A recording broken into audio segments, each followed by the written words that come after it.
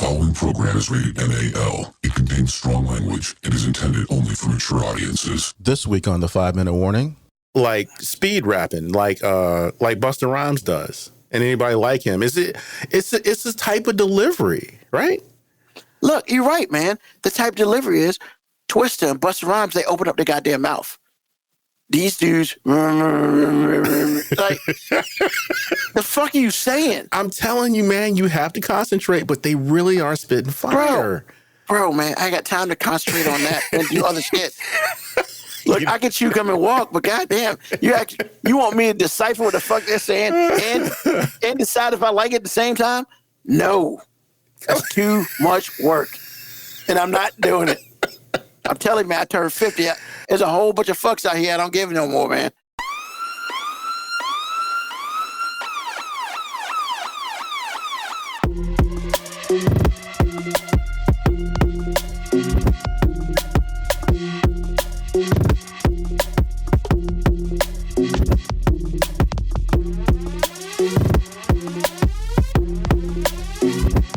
the show that gives you everything and nothing at all. That's everywhere you don't want to be. It's Ruben, Mo B, and on the ones and twos, AG.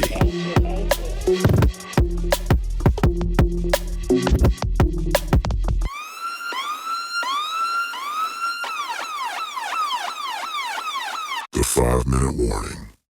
Good evening. What's going on, everyone? Welcome to a brand new episode of 5-Minute Warning. As always, it's your man, Ruben in the house.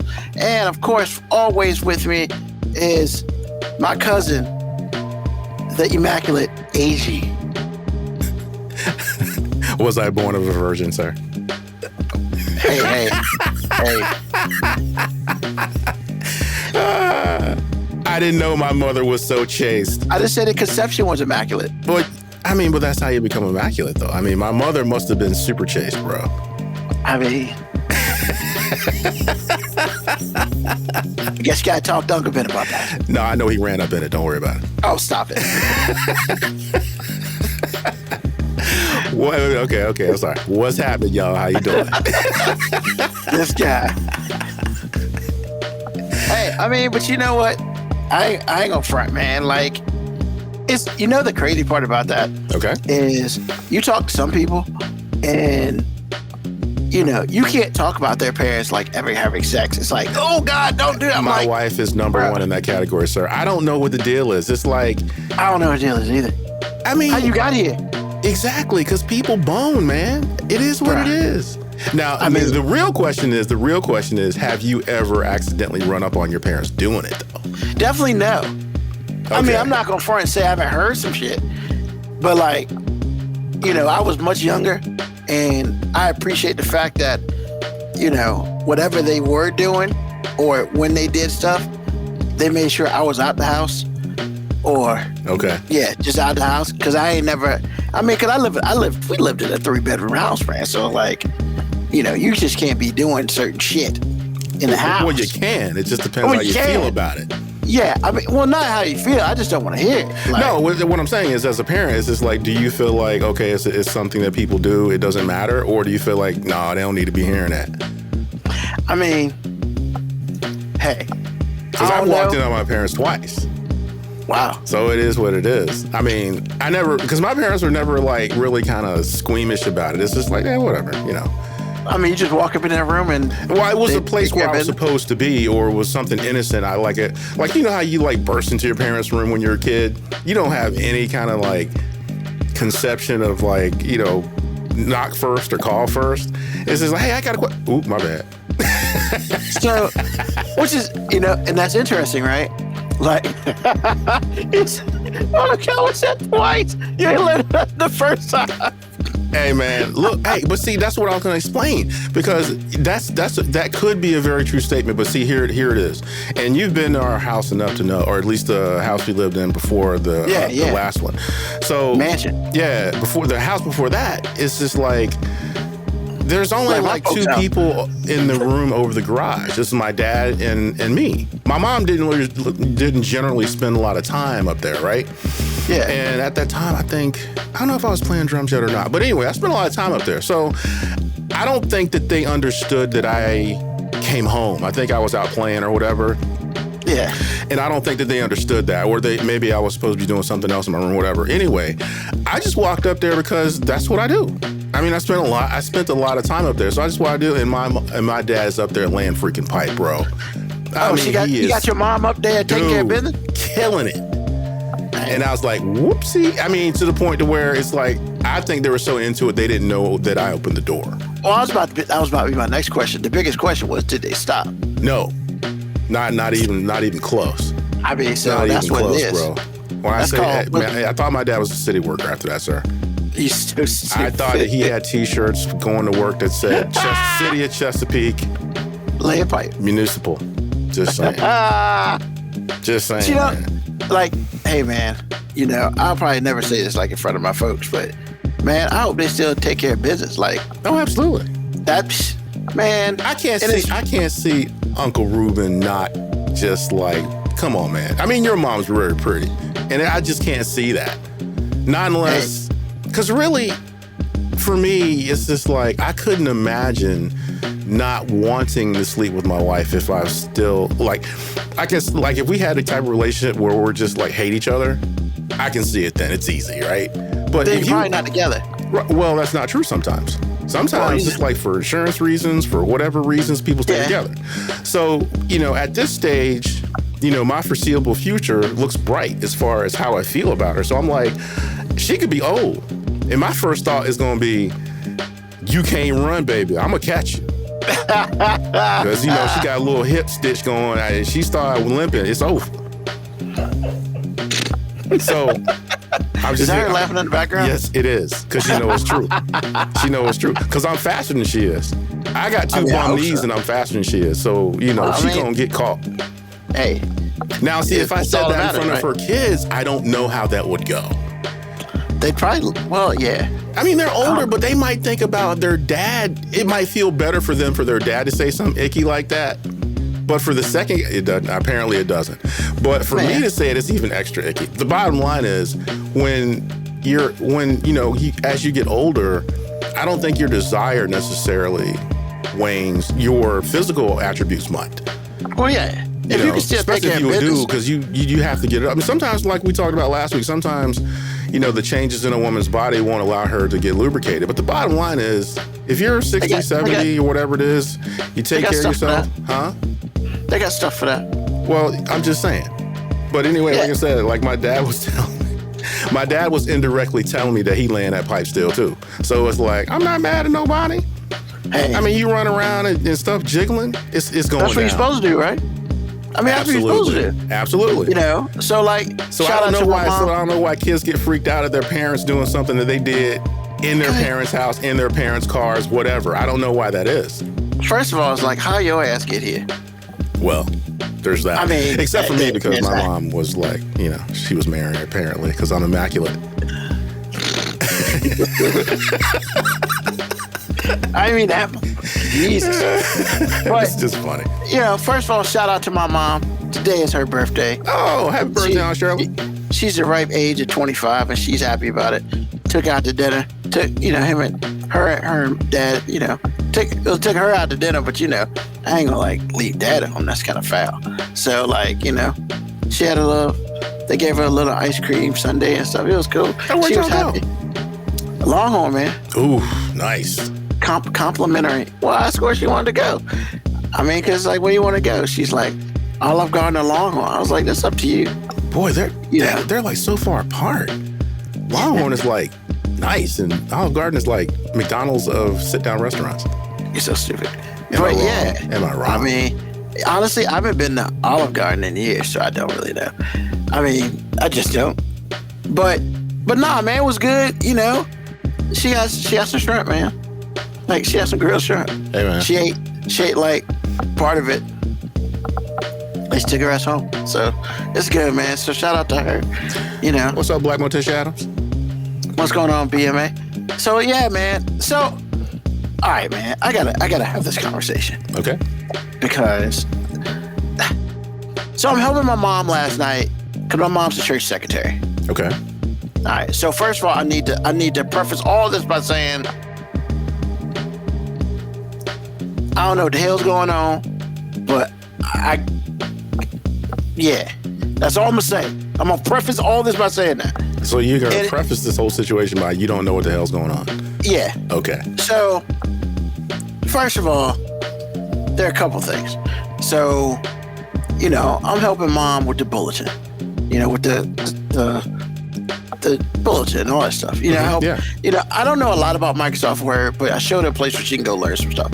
So, like, she can sit there and listen for 40 minutes and make her stuff a little better.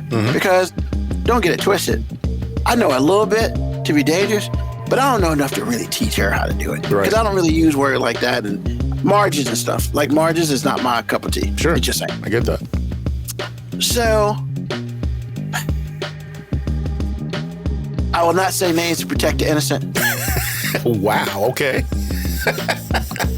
So mom's doing this thing. Okay.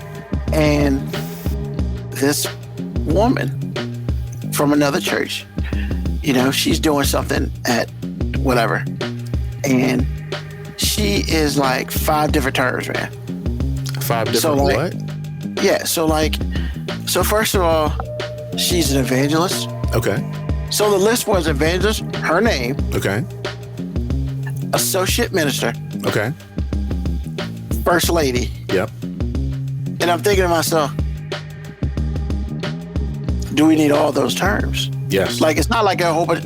Well, hold on for a second. Okay. It's not like there are a whole bunch of things. So, because my thing is like, okay, if I was the assistant editor, but I was also the sports editor, and I was also the marketing editor. The sports editor, marketing, I don't give a shit about. I'm the associate editor, the whole damn goddamn paper. Like, that's the important thing.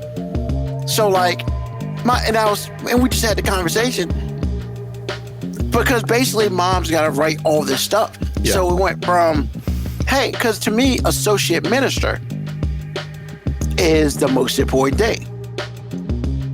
So you put associate minister, but apparently, you know, the person was like, evangelist is more important than that. So he looked up evangelist. Whatever.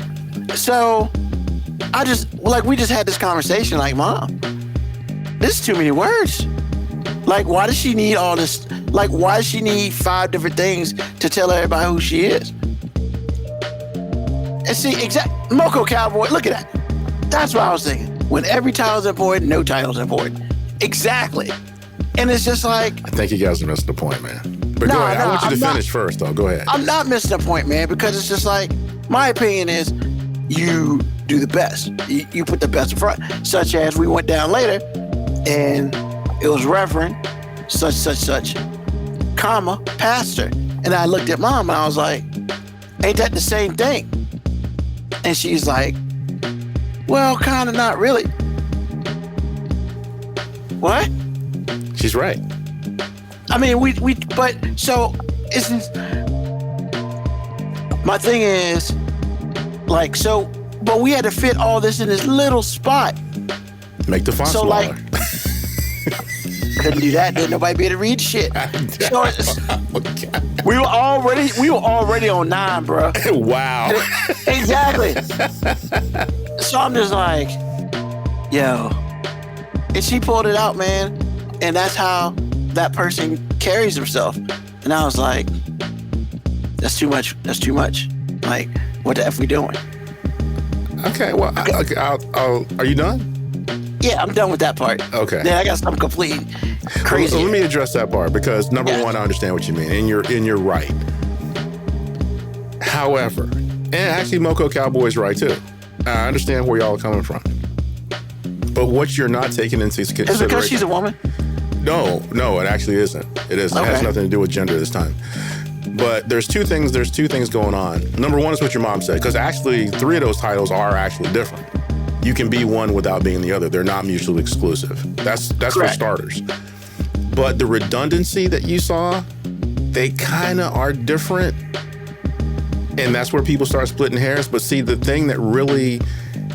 The thing for me that makes this funny is the fact that what you're not considering. What that is hubris.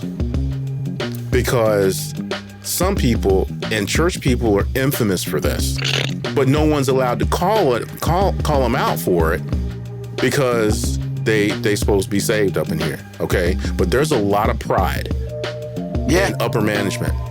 It's a lot of pride and a lot of arrogance in upper management, and that means in the pulpit and in the music section, okay? So if you're a band leader, you better check your ego, sir, because I promise you are on the edge of pride. But anyway, I digress. So what I'm actually saying is the reason why you have 50 names is because you feel like you earned them and you gonna call me all them 50 names. And that's the bottom line. It's hubris and arrogance and all the things, whatever it is you want to call it. Those things are important to this woman because they are. And she's all that in a bag of Funyuns. And I know it's simple and it doesn't have a lot to it. But as soon as you exclude the human element in anything, you have already lost the battle. I'm telling you. And especially for church folk. Especially for church folk. Especially for church folk. Oh, God. I'm telling you, man. It's like this lady's got 5 titles. 3 of them are different. But, it's a real thing, bro. It's a real thing. Now, don't get me wrong. If you're a bishop and we call you bishop, whatever, that's great. And no one's, or if you're a pastor, okay, great. However, she's not as right as y'all are. But the bottom line is you better put all those titles down there. Because the last thing you want to do, the last thing you want for a guest speaker is for them to be offended. Bruh, she wasn't even a guest speaker. She was introducing the speaker. See, bruh, now you understand? Now you understand? It's still the same answer. It's still the same answer. Yeah, that hubris is the motherfucker. I'm telling you, man. That's all. Hey, and don't get me wrong. I'm not saying everybody in church is like this, but I'm telling you, church is infamous for it. Yeah. The funny thing though is, like, when I said that she was introducing the speaker, your face was like, this heifer here. Because that's exactly what I was thinking. Like, she made herself more important than the person she was introducing. There it is. And now you understand what I'm saying to you? Yeah, it's the worst. It is the worst. And actually, and like I said before, in a church setting where everybody is supposed to be God-fearing, you are on the edge of pride. Yeah. That is one of the deadliest sins. In fact, it gets talked about quite often. I mean, it has caused more carnage than I can put my finger on it. And I can shake a stick at. Hypocrisy, man. The hypocrisy is exactly. And I promise you, if this woman was looking at herself, she'd be going, this heifer. To be fair, Jesus said he was the Alpha and the Omega. Yeah, but she ain't Jesus. Yeah, and he made water to wine, bro. Like he made a lot of food out of loaves and fish, bro. So he fed the 5,000 off a kid's lunch. Like, he can do some stuff. All I'm saying, when you can do stuff like that, you can call yourself whatever the hell you want. But like, yeah, you ain't this. Like I said, bro, church is like chock full of this stuff. So, which is funny that you mentioned the other thing that I want to talk about. Okay. Because I need to know when this happened. So, look. In all fairness, total, whatever, I don't go to church very much. There are a lot of reasons, but when it's all said and done, I just don't go to church. Now, do I think I'm a bad Christian for it? No. Do I think other people are better Christians going to go to church? Whatever. It's all about how you feel about it. I just feel like, yeah, that's what it is. So, I got my own relationship with God, and that's what it is. So, my mom we're having another discussion, and she was like, yeah, people of the Baptist faith, are calling themselves bishops. What? Now, I am not going to sit here and say I know all about the Bible, because I don't. And it's funny that you mentioned bishop earlier, but never until literally last night that bishops, I've never heard of a bishop in a Baptist church. Now, I've heard bishops in Catholic faith and Presbyterian faith. Like, that I understand. I ain't never heard no bishop in in church, and honestly, before I became 18 and had choices, I was up in that church every Sunday. Once again, before I became 18 and had choices. I ain't never heard nobody talk about no bishops. And she was like, yeah, they got bishops in church. Well, Catholic church? Yeah. And she was like, no, like Baptist church. I was like, what? When did this happen? Like, I mean, and you said that, and you were saying bishops earlier, AG, like, look, once again, I don't know it. I can't sit here and say I know a ton about faith. I just know that any type of learning that I've had, bishops were not talked about in Baptist faith. Not Southern Baptist, but Baptist, Black Baptist faith. I'll say it like that. Black Baptist faith. We ain't never talked about no bishops. And now the fact that they out here apparently. I mean, to me, that's a money grab. Especially because we also looked up what bishops are. You know, and bishops are in charge of the church and all that stuff. But once again, because they call it DOC, I think that's how you say it. DIOC. Or diocese? Diocese, yeah. I don't know no Baptist people in charge of diocese. Now, once again, I could be just honestly, I'm trying not to get struck from hell. But you don't get struck from hell, sir. Yeah, well, get struck from heaven. But I'm just like struck from hell. Yeah. Okay. I'm just like, where they do that at? So. Okay, well, for starters, what you have to consider is the Baptist Church apparently has given itself some structure. And that's usually where hierarchy comes into play. Because, you know, if you're Baptist or Southern Baptist, whatever we're going to call it, Baptist, that's all the same to me. You're not used to structure. Your structure is whoever's on the pulpit the most is the boss. The preacher or the pastor or whatever you like to call it. So that's who it is to you. But bishops in the modern day Baptist church, you want to call it Baptist, there's structure there now that wasn't there before. So, you know, you have pastors that have a system of churches that they lord over directly. I like the way you use the word lord over. Well, it's kind of what it is. And then you have the same pastor, you know, might be over a group. And then that pastor is under a pastor, and then you have the same umbrella over and over again until you get to the top. And a lot of that, you know, comes from the Catholic Church. And you have ranks, period. And so that's why a lot of, you know, Baptist, you know, in the South, in the North there's no Baptist in the North. But anyway, down here, that's why he's got, sometimes I think people have a shock to the system, because once you say pastor below the Mason-Dixon line, you just said boss. Now it's not that way. You might have a pastor, but that pastor is part of a group of churches. Like, he's got a location and someone else has a location and someone else has a location. And then you have the lead pastor, which is not only the pastor at the biggest and original location, but he oversees all the other ones. Jesus.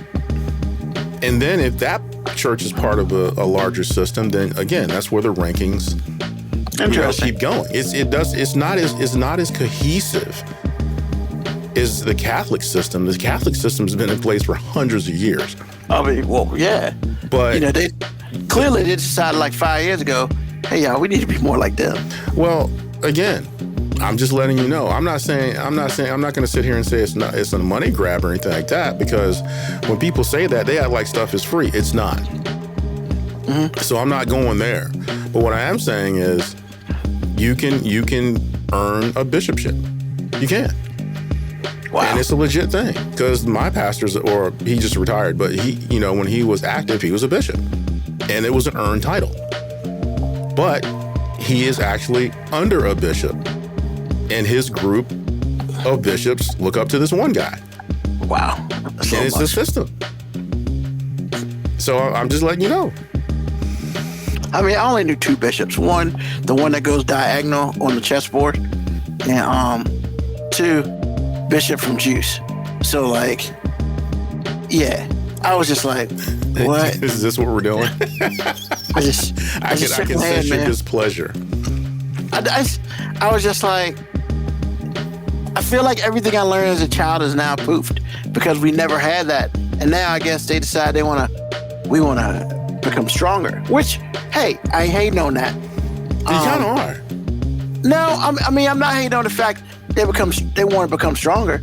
I just think that is interesting that I just think it's interesting that, you know, I grew up and we didn't have bishops, and now one day, it wasn't one we have day. bishops now. It look, man, it's cool. You remind me of my dad right now.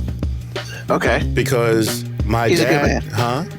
He's a good man. He is. He's an excellent man. Yeah. But he is actually cement. He's an excellent man for some people. He like, because I told him one time, because I got irritated with him. I'm like, bro, you are not qualified to save everyone.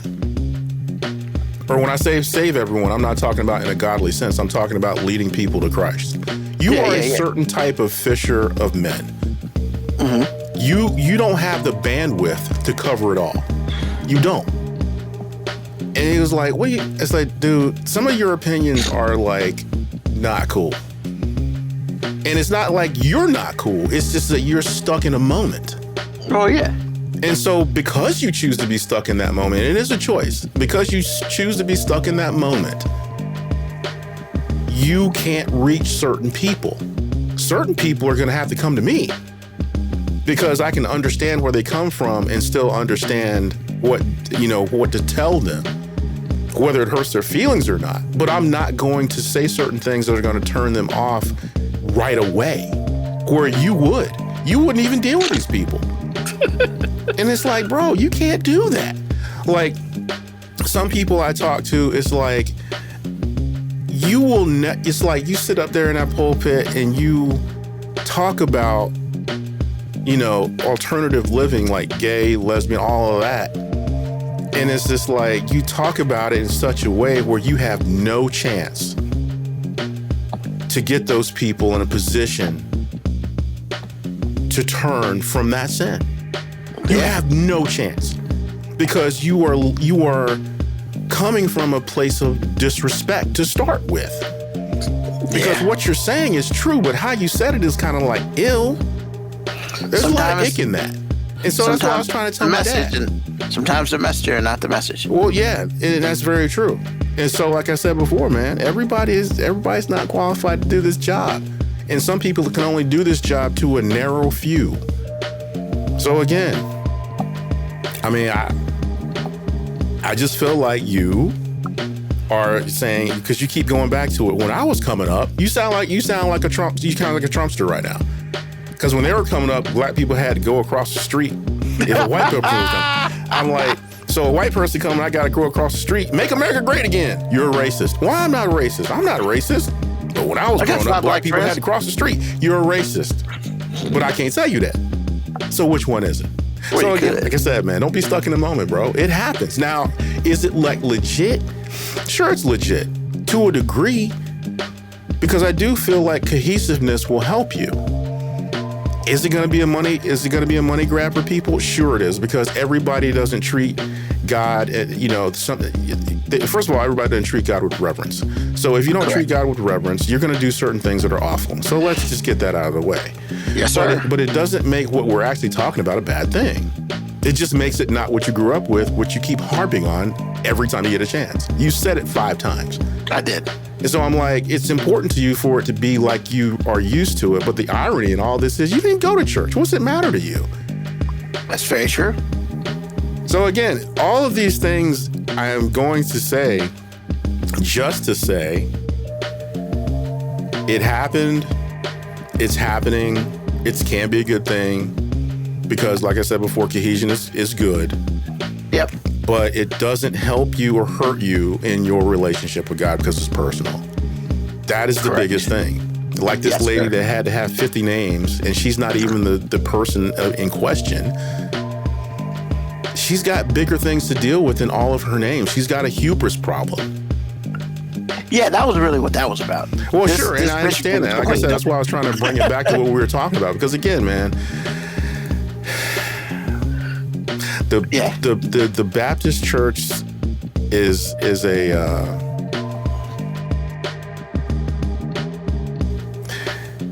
it's a walking, existing, living contradiction. And if you don't understand that, you will be disillusioned. I do agree that you should go to church for fellowship, but please be aware of what you're doing and have your head on a spiritual swivel. Yes. Because there are bad things that can happen. It doesn't mean that everything's bad. It means that there are bad things that can happen.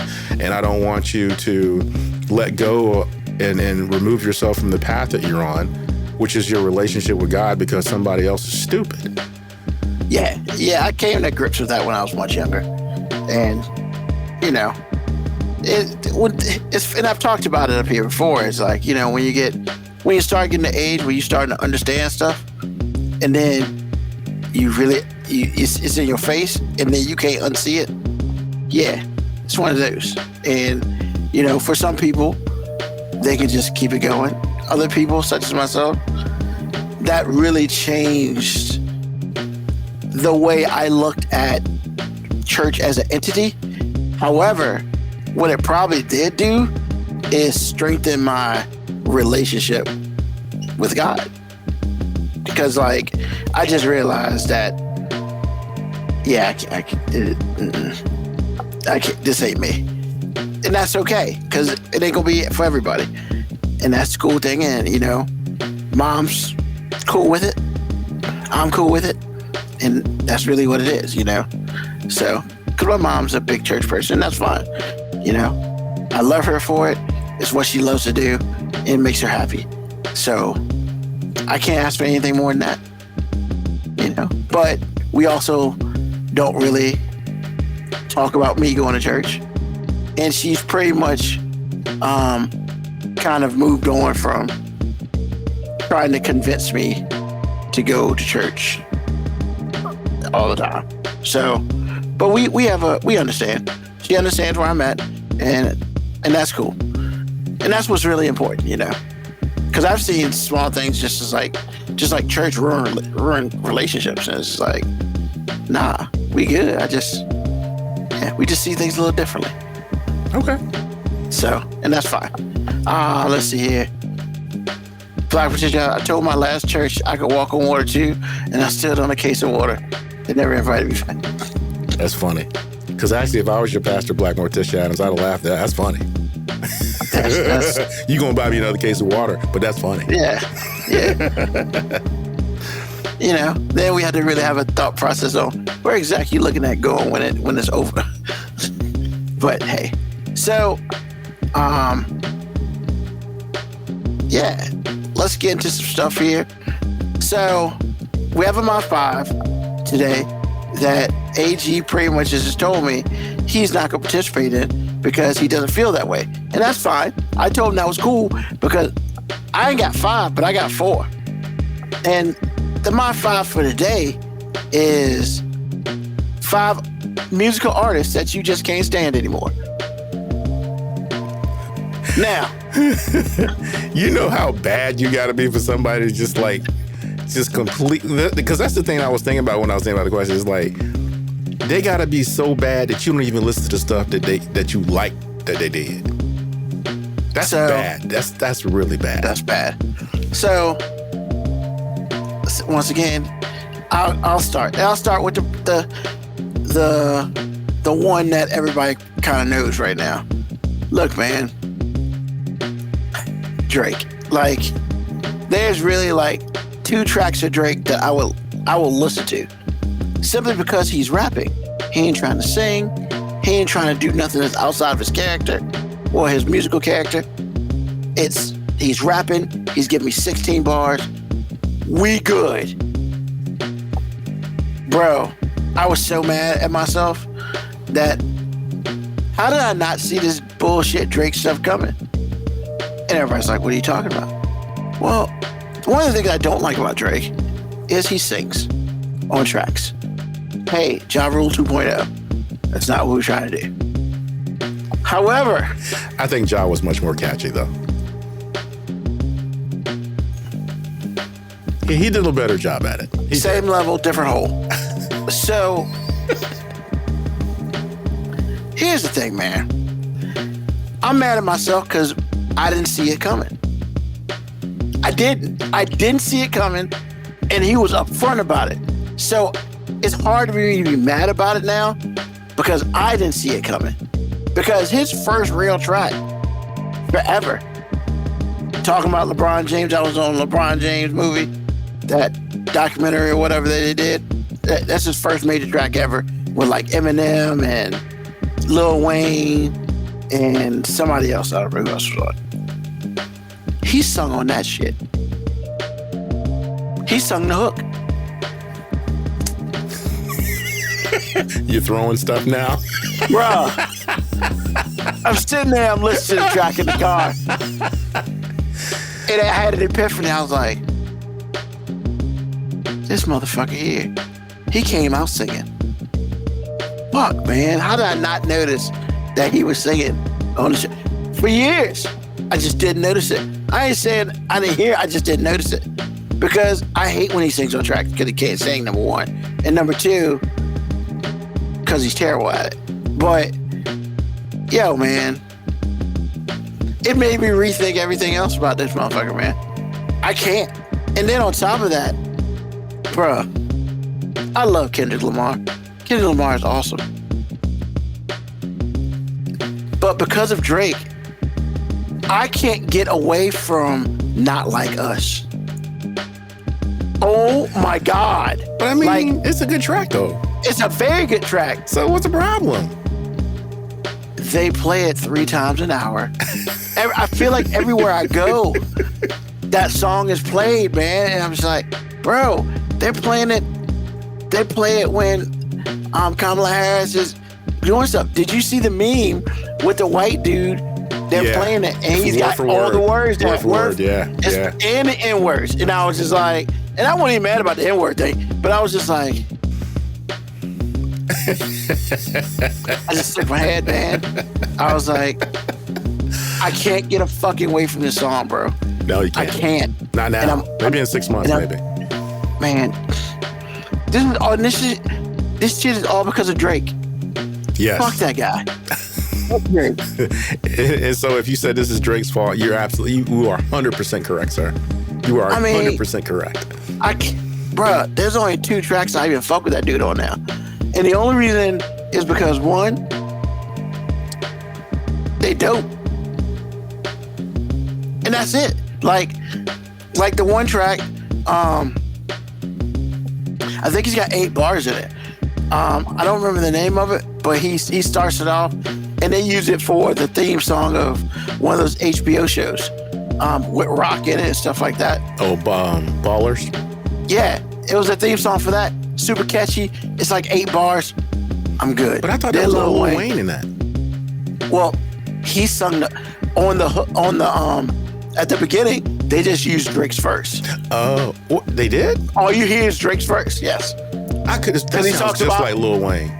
But no, because he talks about Hollywood Cole. Okay, I'll have to look at Ballers again.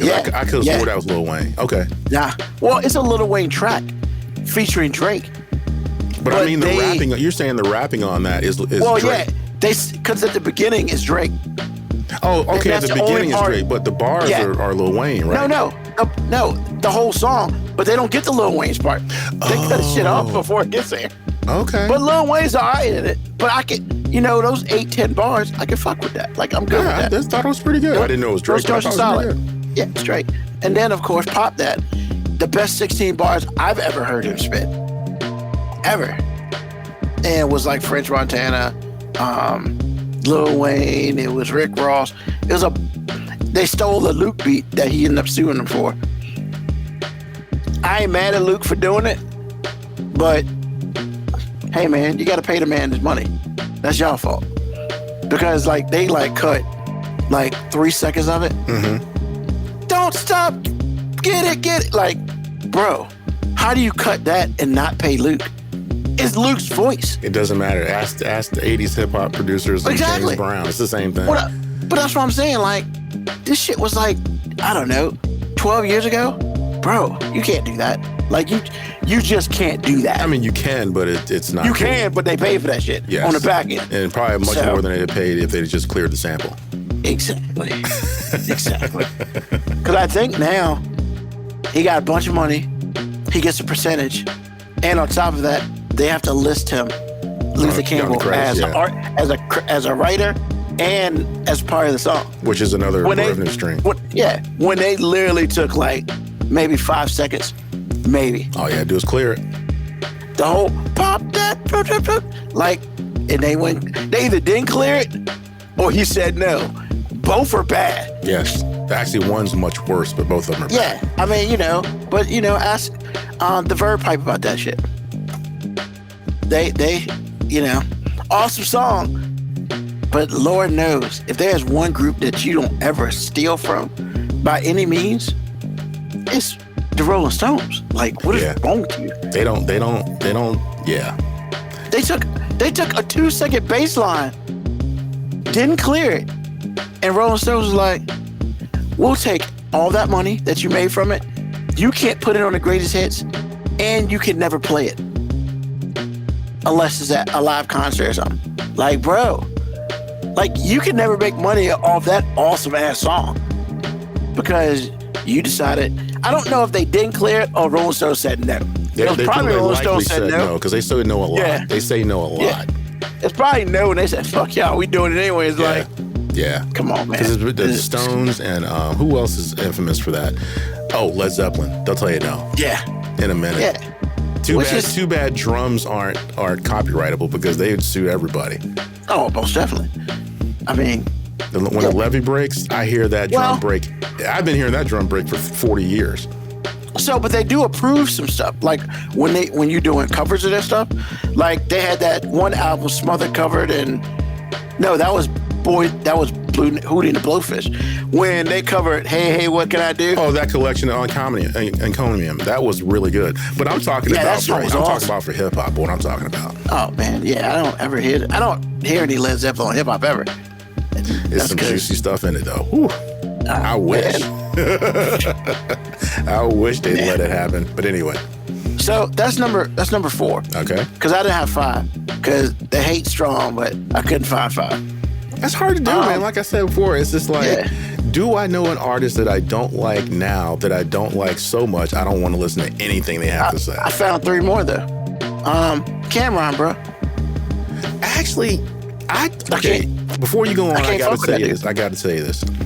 With Cameron, tell me if I'm wrong, but didn't they used to punk him?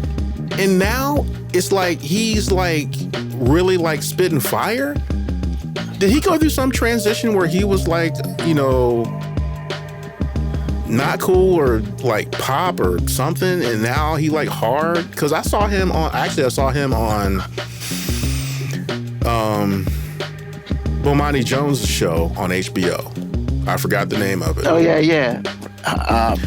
And then I saw the Right Time, Hang Time, or something. Right, The Right Time. No, yeah, The Right Time is the podcast. Is that the name of the show? I think it's Hang Time, some shit. Or whatever. But yeah, the show he has on HBO, I saw him on that. And then I just saw a reel where Ludacris was like, yo, Cameron is that dude. And I'm like, he is? So, is that true? What happened? So I don't know nothing about Current because I won't listen to the motherfucker. But like, he was ahead of his time with the dressing. Like, he came out with the purple and the pink shit before anybody else touched it. And everybody kind of laughed at his sorry ass for that. Okay. But, I mean, I don't really care about that. He's just a whack ass rapper. I mean, we've talked about this story before, how horrible the Purple Haze was when Moby, when he was in college, somebody had given him that CD for whatever reason. I think it was a joke gift because that shit's terrible. And he put it outside his dorm room on the fire hydrant and put "Please Take Me" over top of it. That shit was there for like 6 to 8 weeks. Are you serious? Serious. Wow. Not open, nothing. Still It was in unopened. Bruh. Nobody touched that shit. Nobody. That's just trash. Like, it's just trash. The last thing he did that I was remotely like, okay, this is okay, was that horse and carrot shit. Okay. I mean, but he had set the shock on it. So that's one in my No Limit days. But yeah, Cameron sucks. I can't do it. He created Dipset, and he's the worst one.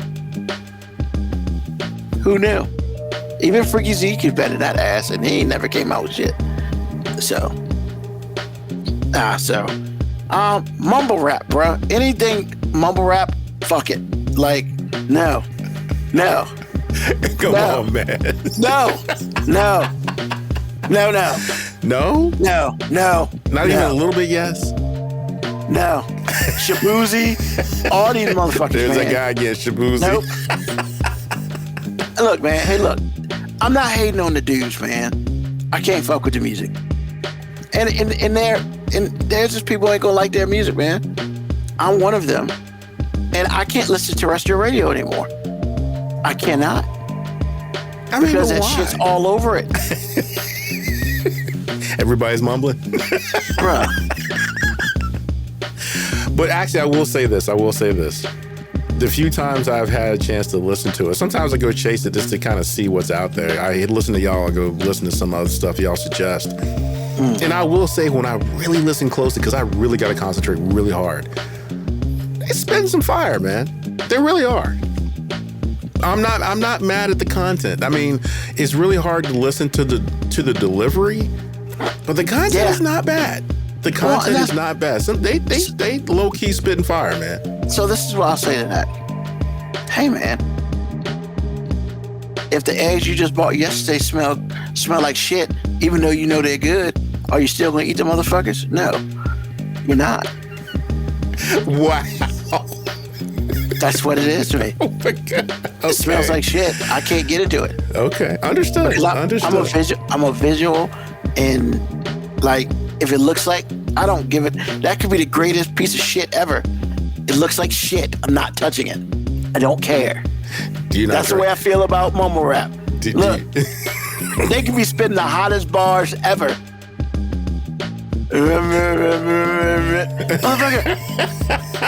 That's a new language, bro. You gotta do that again. That's a new goddamn language, man. I can barely understand motherfuckers' English, much as mumble. Get the fuck out of here, man. Shout out to those dudes who tried, because you got a whole bunch of young kids who can understand that dumb shit. I am not your demographic, and I understand that. But I think they realize that you're not their demographic. Great. That don't mean, but I don't like them because I am. I'm not. I hate them even worse because I would like to be, because I like hip hop. I don't know what the fuck that is. It's like, what's that shit they used to call back in the day? Begin with an E. Ebonics? Ebonics, like on like downers. But no, wait a minute. But is it any different than like speed rapping, like Busta Rhymes does? And anybody like him? Every word that motherfucker says. It's this type of delivery, right? Look, you're right, man. The type of delivery is Twista and Busta Rhymes. They open up their goddamn mouth. These dudes, like, the fuck are you saying? I'm telling you, man, you have to concentrate, but they really are spitting fire. Bro, man, I ain't got time to concentrate on that and do other shit. Look, I get you come and walk, but goddamn, you want me to decipher what the fuck they're saying and decide if I like it at the same time? No, that's too much work, and I'm not doing it. I'm telling you, man, I turned 50. There's a whole bunch of fucks out here I don't give no more, man. And that's one of them. I can't do it. I can't do it. I can't. I'm telling y'all, when y'all turn 50, you will understand that you're not, all these fucks that you used to give back in the past. But that's not true, because I am 54, sir, and I kind of give a few. Because you choose to. And I choose not to. That is very true. I agree. I do agree. Yeah. Look, man, my thing is, man, I shouldn't have to decipher whether I like the song or not. Decipher it. Yes, that's true. Because that's exactly what I was doing. That's very true. And then, like Moby says, man, bro, like, I like Silk the Shocker. I like these dudes. I can understand Silk the Shocker, and I understand why he didn't fuck with the beat. But these dudes must just sing a cappella. Just like, stop paying somebody for a dope beat. Just sing a cappella, man, bro. Like, just. It sounds like a backwards record. I was going to say you sound. sound. Yeah, man. Fuck that shit. And that's what I'm about. But number one. Number one. I can't stand her, man. Sexy Red is the worst. But wait a minute. That would imply that you used to like her. I thought you never liked her. I can't want to like her. No, but see, that's not the framework of the question, Ruben.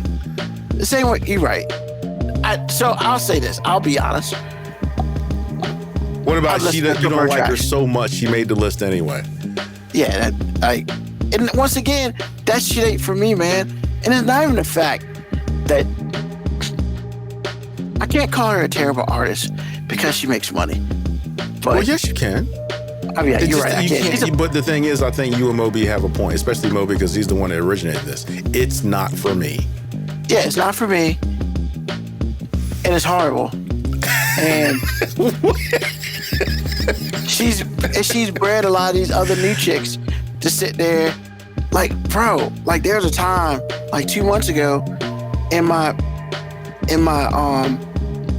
TikTok that would show me like girls' videos. Uh-huh. And all they're talking about is getting some dude to bust a nut inside of her.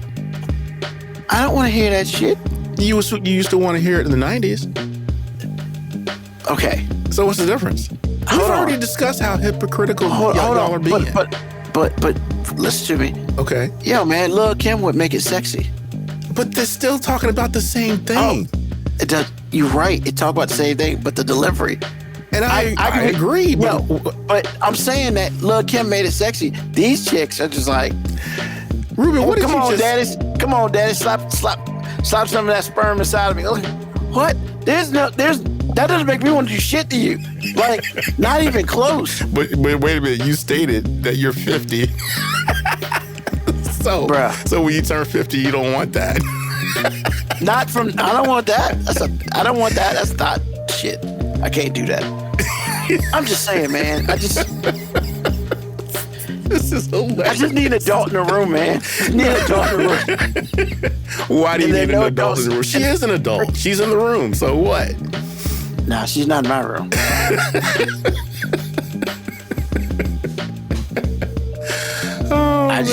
I just can't, man. There's one thing of reality rap. I guess this is truthful rap. Fuck if I know. Like, I don't need that. I don't need. Look, man. And you know what makes it worse? I'm gonna tell you what makes it worse. What makes it worse? When I see grown ass women repeating that shit, dancing. We've discussed this. Sex. Empowerment. That's not empowerment. That's stupid. It is to them. Okay, again, hypocritical. You're right. You know what? You're right. Two things can be right at the same time.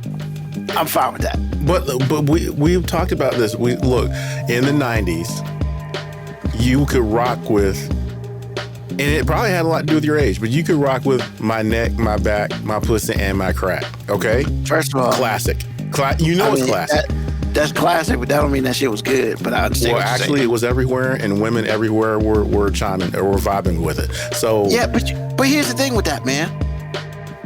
My neck, my back, now the pussy and my crack. I mean, that was pushing it. It was, but the whole song was pushing it back then. I understand that, but at least they end it softly. Softly? These bitches are in it hard. My neck, my back. Okay. Oh man, we working our way down. you are. No, these chicks are going straight to the and I'm just like, whoa. So you like your debauchery to kind of ease into it. Yeah. Like I don't need to. Hey, look, man. I'm just not gonna. I don't even want to say it that way. So what's up? Let me say it. That's just like. what's up, girl? Which hole you want it in? Like, all right, go straight for the ass. Without, I mean, no lube, no nothing. Come on, man. It's like, bro. As long as a woman is saying it, it's empowering. When a man is saying it, it's down with the patriarchy. You don't know this by now? I mean, yeah, but that don't mean I gotta like that shit. Well, again, that's where you leapt into hypocrisy, because in the 90s, the same thing was happening. And can I also what? Can I also say yes? They, for the most part, they were kind of attractive. Is that fair, or is that still? It depends on what you call attractive. Yeah, because I don't think Sexy Red's attractive. But Sexy Red ain't talk to me. You right about that? Because if she wasn't, she wouldn't be the star she is. I promise you that. I mean, I agree with you. Yeah, once again, it's not talking to me. So it's just like... But you feel so many feelings about it, though. Because, man, it's not the fact... So it's the fact that, one, I don't like it. I think it really negatively resonates with me because I got to hear it out there and see the effect it does to other people, and I don't understand. It's like, hey, I'm 45 years old. I want to revisit my 70-year-old life with this chick. No, like, but that's I don't want to go backwards. And you're not a woman. That's the other thing too. Right. You're not a woman. But that don't mean I gotta like this shit, because I don't. No one's asking you to. I'm just letting you know. I'm answering your questions as you ask them. I see that. I appreciate that. So that's my top 4 list. I ain't have 5 because I couldn't find. I thought about it too. I was like, what's number 5? I like a lot of shit, man. But these 4, I don't even have Horse and Carriage from Cameron and Silk the Shocker on my Spotify. And I got goddamn everything on my Spotify. Like, I'm not even touching that shit. You know, it's, yeah. Who else? Like Mumble Rap? Nah, man, that shit's not on. Yeah, hell no. That shit will never be up there. And Moby tried to get me on a couple things, man. There's some funny shit up there. But then after the hook, it goes back to, what are you saying? Like, I could understand Spanish before I understand that shit. Like, stop it. Speak, motherfucker. Open your goddamn mouth and your teeth. Like, they are speaking, sir. That's not speaking. Hey, look, man. You can cape for these people all you want. And that's fine. But I'm telling you now. We are not going to sit here and say... Yes, we are going to sit here. We are going to sit here.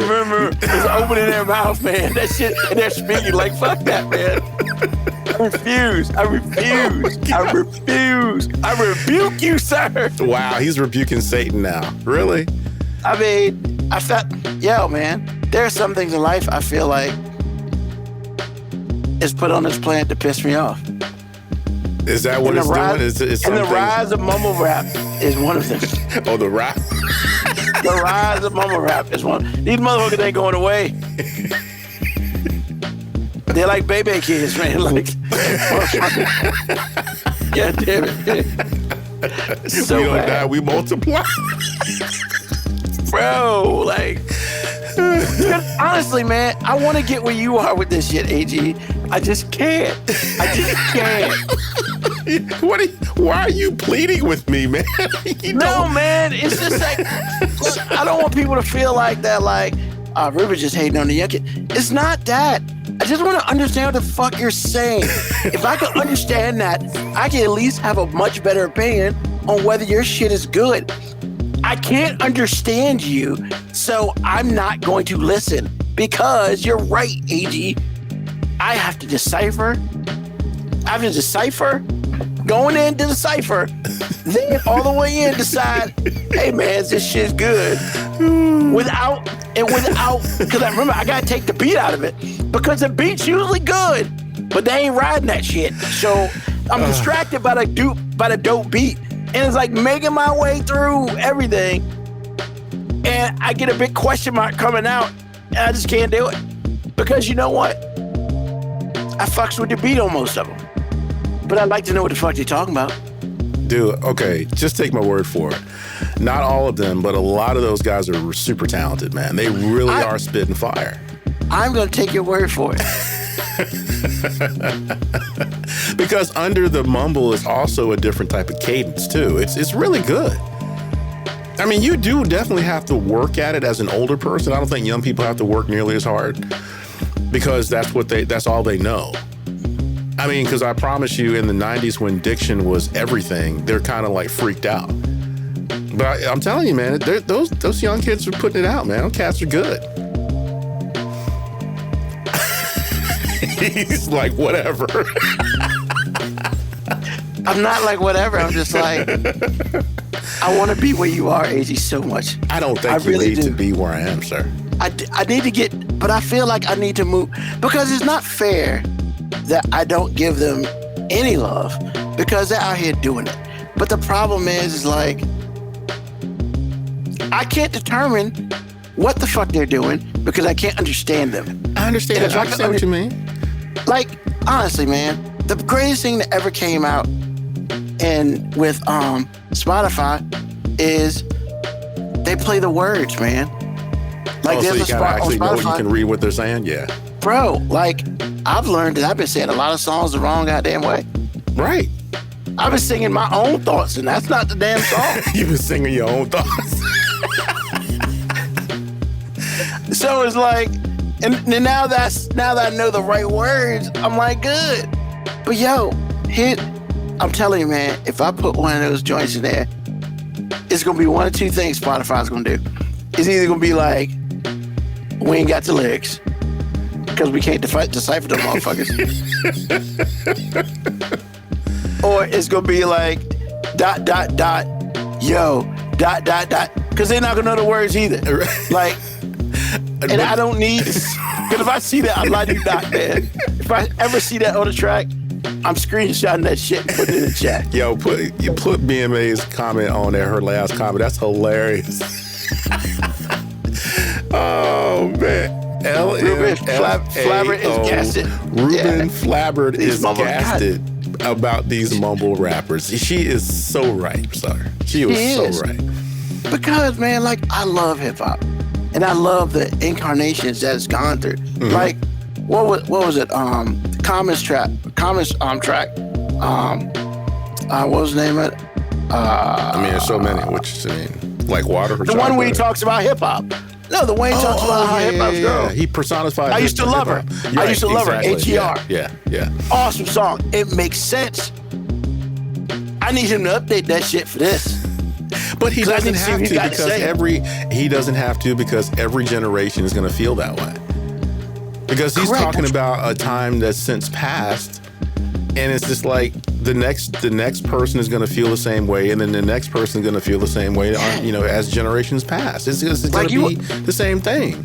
Because I'm telling you, these young kids, if you're 20 years old, this is all the rap you care about.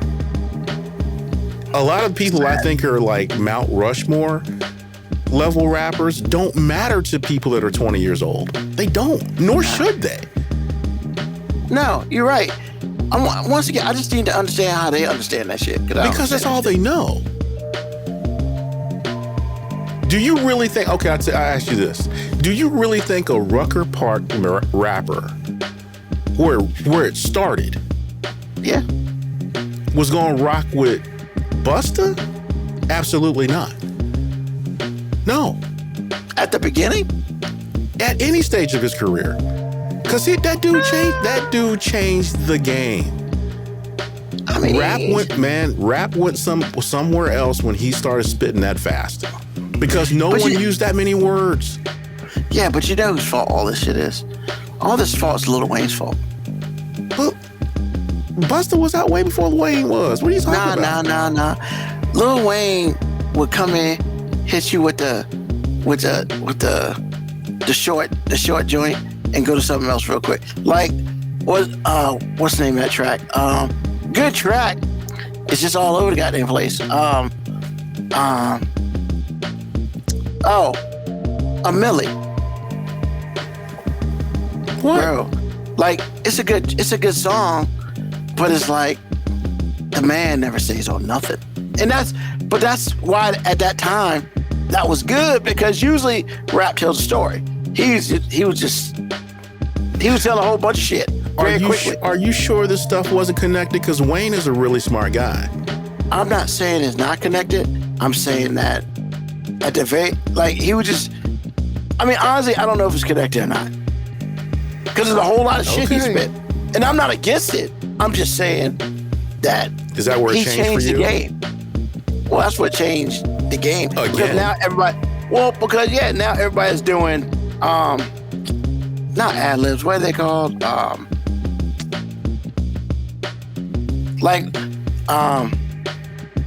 Like when they say something crazy like, you need to go cut your grass green. It's like, fuck, like.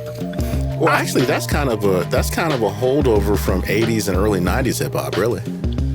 Yeah, but I don't know. It's not as bad though. It's more. I guess it's more. Because that started with that's like descendants of Run DMC to me. To a point, I will give you that. But they weren't exactly so pronounced about it. They didn't have the space in between. And so, like, yeah. But no, I mean, I don't hate Lil Wayne. I like Lil Wayne. You know? But that's mumble rap shit I can't do. And you know what? I guess I'm going to have to be on my lawn on that one. You are. Because I was about to say, you're that old guy now. Yeah, I'm fine with that. It's all good. I think for me, my thing is, as an older person, I like to see what younger kids are doing. And so I can get an appreciation for it. Because, number one, I know it's not for me. But that doesn't mean that it's not good. It just doesn't. So, because I know, like, music in general, like, my dad used to say certain things to me, it just irritated the crap out of me, because it's like he thought his stuff was better. His stuff was not better. It was different. And certainly as I got older, I could hear influence. Yeah. But it wasn't better. It was just different. And so, but a lot of people really get stuck in that moment where their stuff is all that in a bag of Funyuns, and whatever you listen to, young fellas, sucks. And it's like, not true, old man. So, just saying. I'm partly there. But there's some current stuff that I do listen to. It's just, I can't do the mumble rap. I just can't. Nor should you. I'm just letting you know from bad. Personal experience. I have put this stuff on purpose. Number one, I prepared it for the show so I could keep up with y'all, so to speak. But when I was listening to it, it's like, this stuff is good.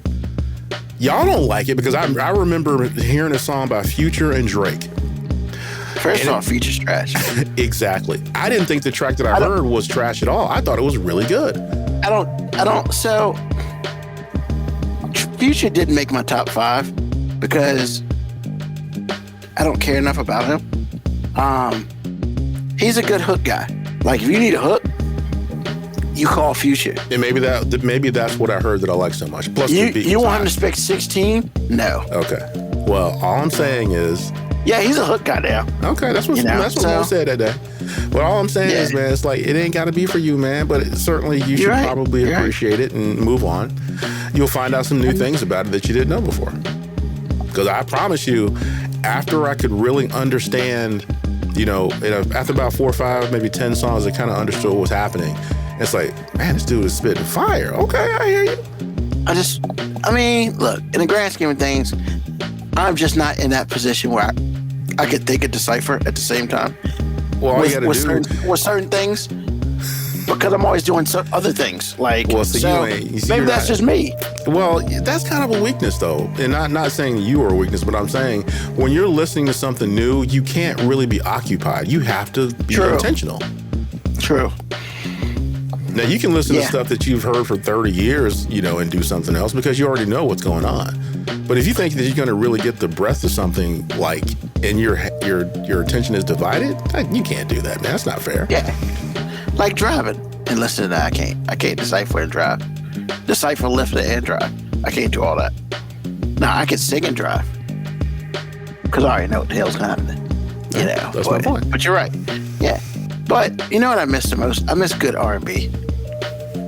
There's not good R&B out there now? I don't know. I haven't heard it. Then you can't say what you just said. No, I can say that I don't think it's good R&B. You can't because this is America. It's just inaccurate. Well, Depends who you talk to. Oh my But goodness. I do know they're not like, I don't know, man. I do miss the type of, and I know they've gone out of style, and maybe they'll come back one day, like the new editions and the 112s and stuff like that. Like I miss that. That whole era was awesome. And then they started giving us O-Town, and I just couldn't do that. I mean, and they tried. I ain't mad at them. They tried, but it's like, but I don't hate O-Town. I'm just like, you're never coming across my Spotify, like, ever. But, Goodness, man. you know, Get off my lawn. It's just a get off my lawn episode. You Look, can't man, stand church. Church ain't nothing. You can't stand mumble I rap. never Man. You said miss that. I never R&B. said- I'm like, come on, man. I never said church ain't nothing. You did. But I mean, you but- don't like it, though. It's all but good, man. I I'm just mean- saying. You just like, get off my lawn about everything today, man. What in the world? You know, because I can. I'm 51. I'm allowed. That is very true. I mean, you know, if I gotta drive around and see all these don't tread on me shits, I'm allowed every now and then just to be like, fuck y'all do. Like, Wow. Okay. I mean, you're not wrong, but I mean, okay. you know. Well, I appreciate the fact that you're not on Get Off My Lawn, so thank you. Because, I Not mean, yet. all the stuff that I'm get off my lawn about was wrong to start with, so. And see, that's called growth, because you realize that you were wrong on it. I mean, yeah, I'm just saying. So the stuff I'll get that- there one day. The stuff, huh? I'll get there one day. I'm just saying. I mean, there's some fundamental stuff that has a right and a wrong, and I am pretty much get off my lawn about that to some degree. But everything else is like neutral. It's kind of like, hey, let me check it out, see what's up. That's all. That's cool. Hey, man. You What? said What's that's funny? cool. What am I supposed to say? I mean, I agree. mean, like, that's good for you. But the way you said it is just like, yeah, it's good for you.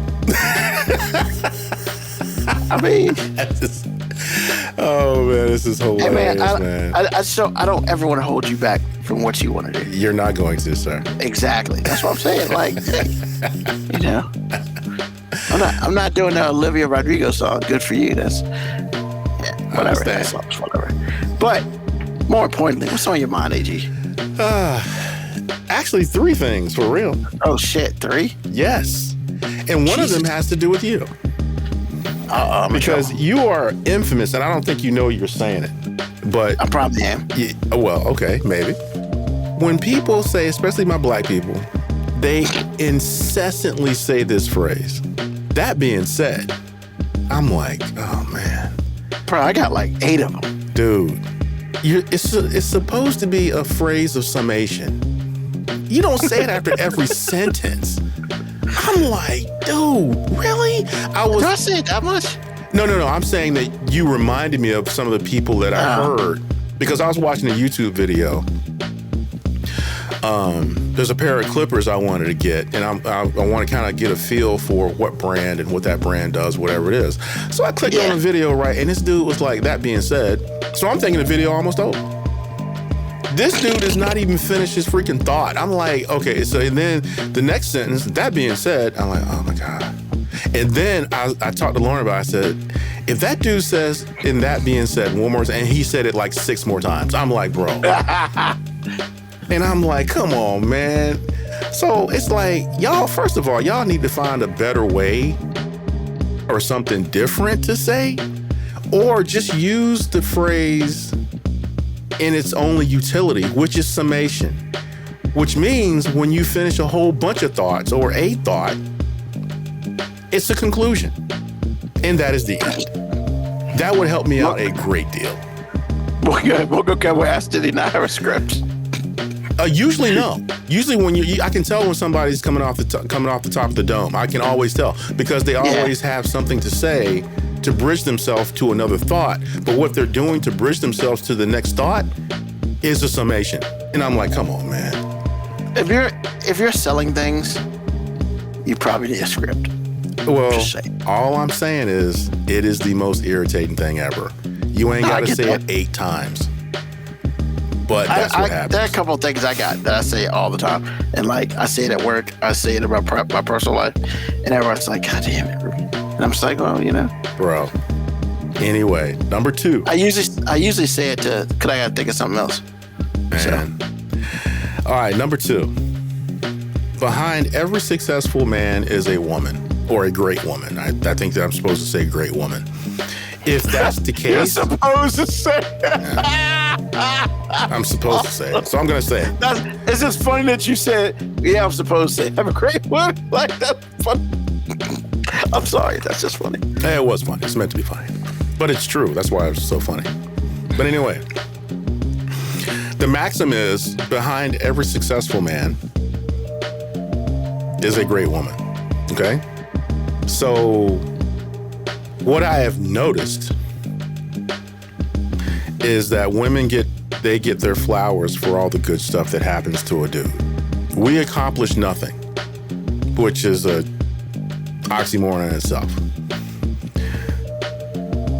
But my question to y'all is, when are women going to take full responsibility for a dude that's a loser or a man's failure? You taking credit for that? So, number 3. I don't know how I felt about breakdancing in the Olympics. I don't consider it a sport. You watched that on Saturday too? I didn't watch it, but this is my thing. Now, as an American of a certain age, I was there at the inception and I was there at the fade. So I kind of understand what I'm supposed to be seeing as a civilian because I'm not a breakdancer. Australia, don't do that no more. Ever. Don't ever do that anymore in life. Because what y'all let go to the Olympics, and if that's the woman that made it, good gravy for everybody who didn't. Because I presume you sent your best. However, if you can't go to YouTube and just like put breaking in the search field and then dial up the movie and watch it and see what breaking is supposed to look like at the most mainstream level, then you don't deserve to send anybody. And based on what that lady did, and she's got credentials in all of the things ethnic from a what's the word I'm looking for? Not really historic, but anthropological level. She understands what's really going on. She's like the bones of black people in dance. She's got a doctorate degree. And she decided to represent her country. And I'm going to say she's a culture vulture because she did so bad. She decided that's what she was going to do. And Australia decided we're going to sign off on her going to the Olympics to do it. It was a freaking sham. I was like, you cannot be serious right now. Out of all the things that I run across on She didn't win a medal, did she? No. Oh, okay. Hey. I'm just checking. But I'm just saying, out of all the things that I ran across by osmosis on Reels on Instagram, because of the Olympics being, happening at the time, I didn't run across any breakdancing, to be honest with you, but I ran across her 3 times. And I didn't know who it was until Lauren was like, look at this lady breakdance. And I was like, that lady? She was man, she started out with the bunny hop. I was okay. I can't. Like this? Yes.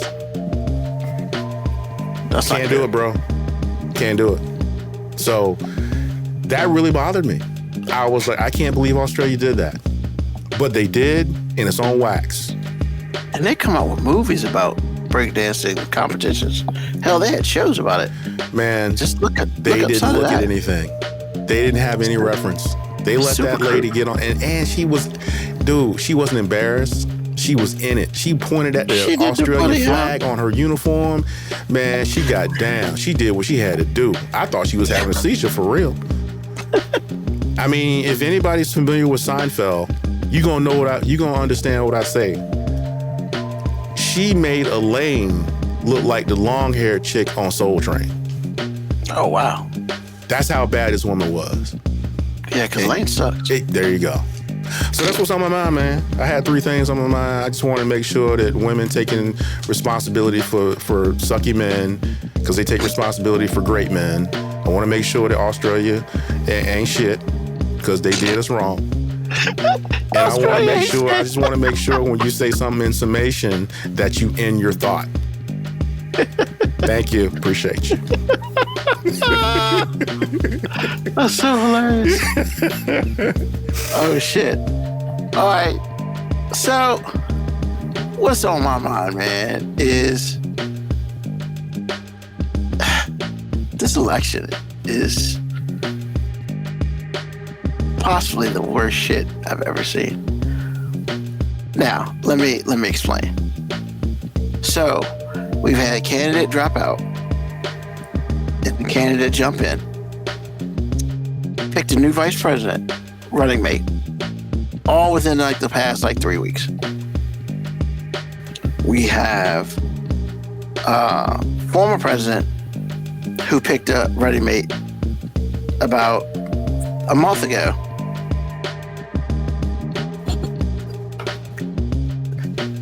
Help me make it make sense. So, like, I'm sitting here and I feel like that this election, at the very least on one side, is becoming very elementary school. And the other side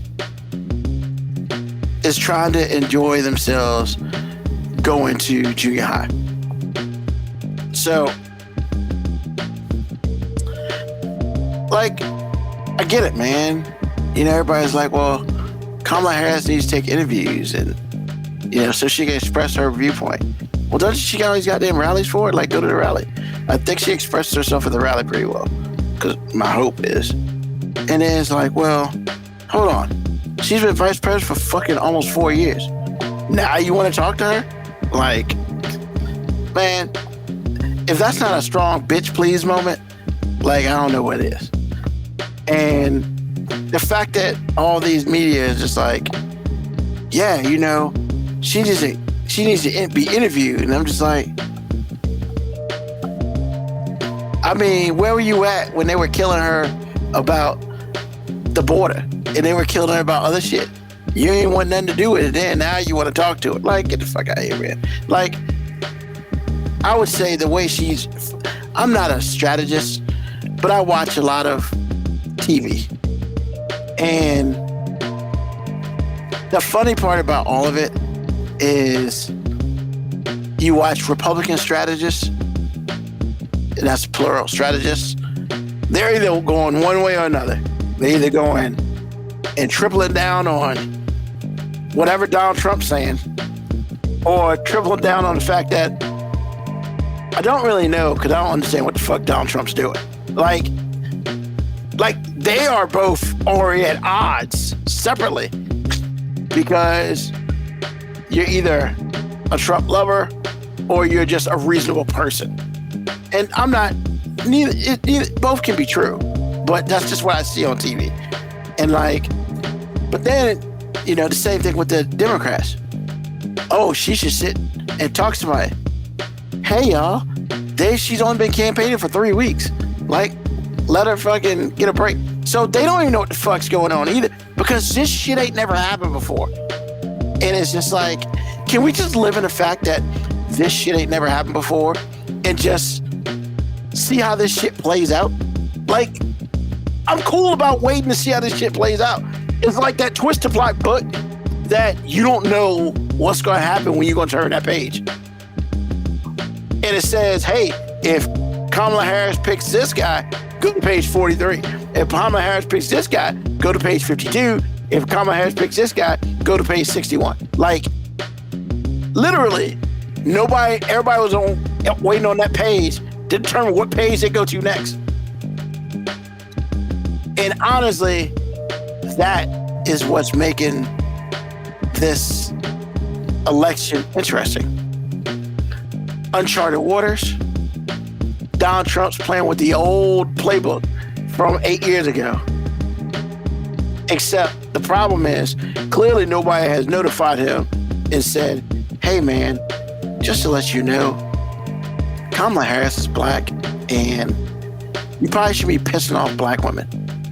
Just saying. Like, I understand you ain't never really did that shit, you know, whatever, but hey, I'm a black guy. Stop pissing off the black woman. Like, stop it. Like, that's stupid. That's not the move. I'm just saying, that's not the move. Stop it. I'm sorry, I mean, that was hilarious. Yo, and the crazy part is, like, I heard a Republican strategist pretty much say that. Stick to the policies. Don't talk about, you know, her anything. Because the only way you're going to be able to fight this is on policies. And she's got a list of policies that'll hold people. No, I'm not pitting you in it. Oh, well, shit.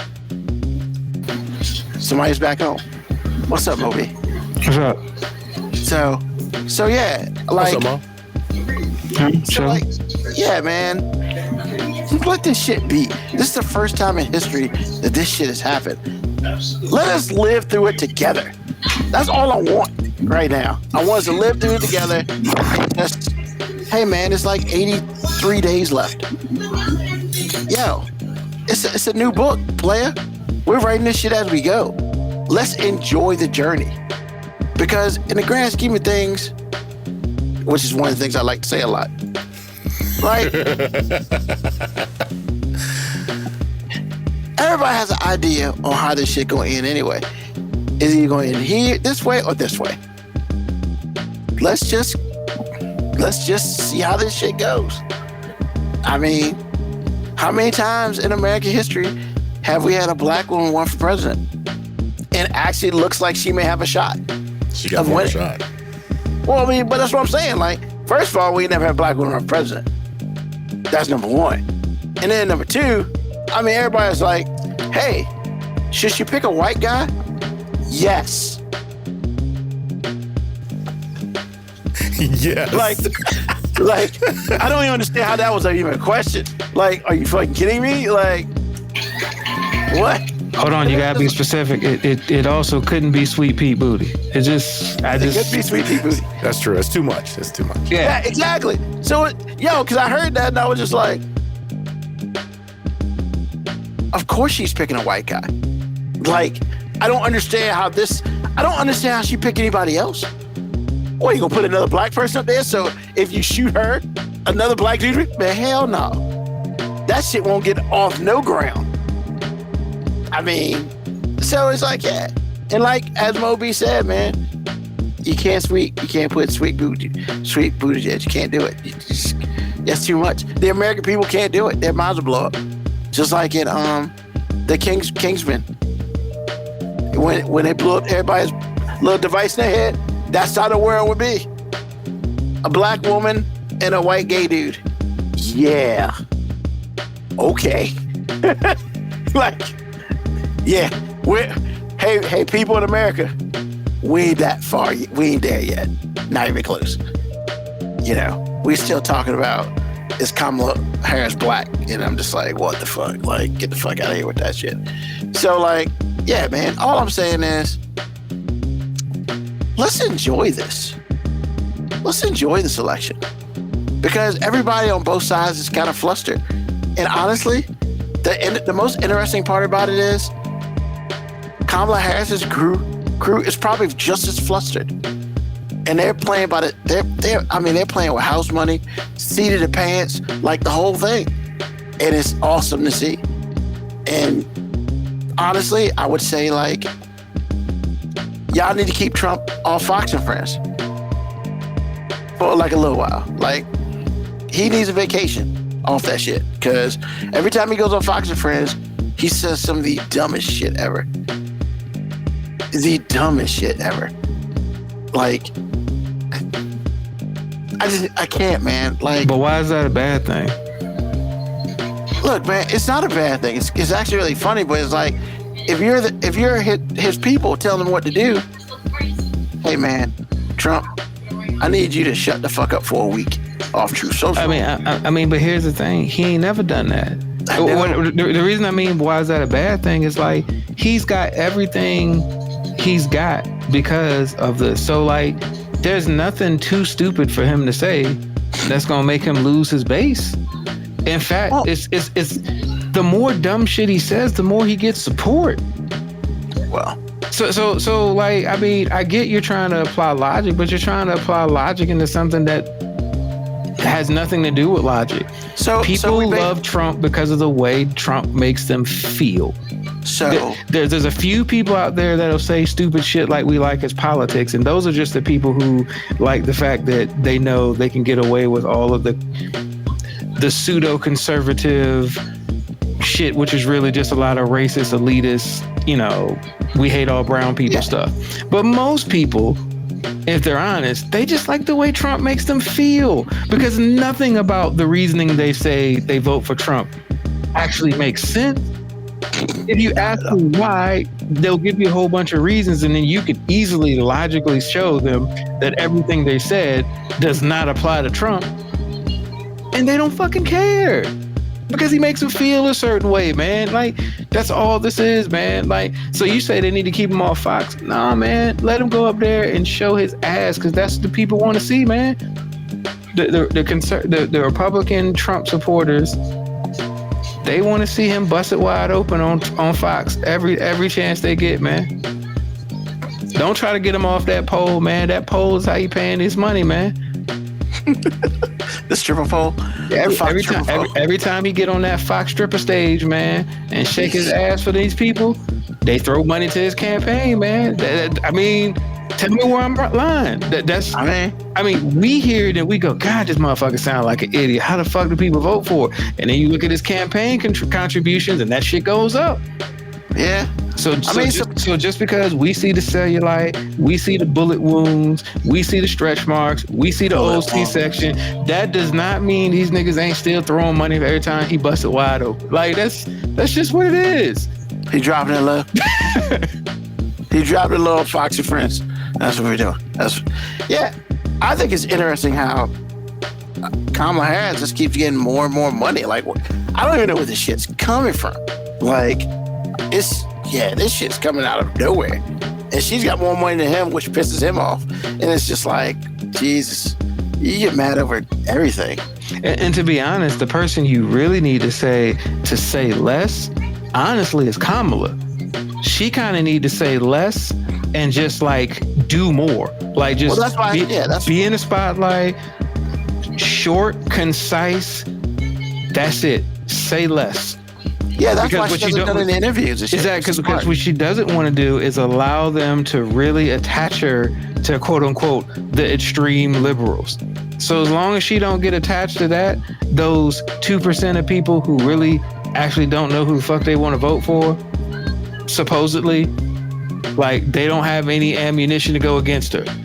And I say supposedly because I'm still not convinced that 2% of the population doesn't already know who they're going to vote for. I believe 99.8% of the people are going to vote for the person they're going to vote for no matter fucking what.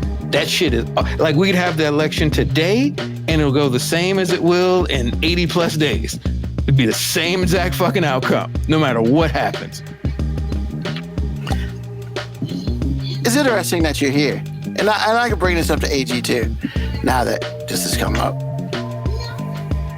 Is there a chance for Kamala to get back the black male community from Trump? Is there a chance? No. Because the black male community that would rock with Trump is still going to rock with Trump.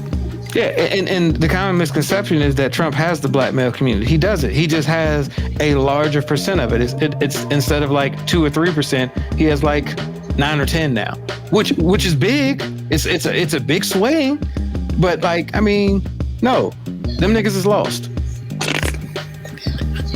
I mean, I hate to say it like that, and I don't mean like they're lost, like they're stupid. I'm just saying, like, those dudes ain't coming back no matter what, because for whatever reason they have found something within the Trump campaign that makes them feel better about their situation. Which is what? Once again, Ruben, ain't nobody voting for logic and facts and statistics and proof. Everybody out here voting with their emotions, man. I'm just curious what black men who want to vote for Trump, like, why? Like, that's all. I mean, because they're emotional, and a lot of them were raised in single parent homes where they got taught that emotions are right. Yeah, I said it. I don't care how the fuck it makes me sound. Like, I mean, anybody who, if you're making a decision as big as like politics that could actually affect real life outcomes, and you're doing it because of how you fucking feel, there's a problem with that. You're not doing it because, hey, this, you know, I've done research and I think this, I hate the research thing, but hey, I've seen proof that this is going to happen. Hey, I know how he feels about this. I know he's going to vote for this. I know he's trying to position this. I know he's trying to do that. No. That's not what anybody's doing. Everybody's going, I feel. Hey, Biden didn't make me feel good. Hey, Kamala doesn't make me feel good. Hey, this guy Trump makes me feel good.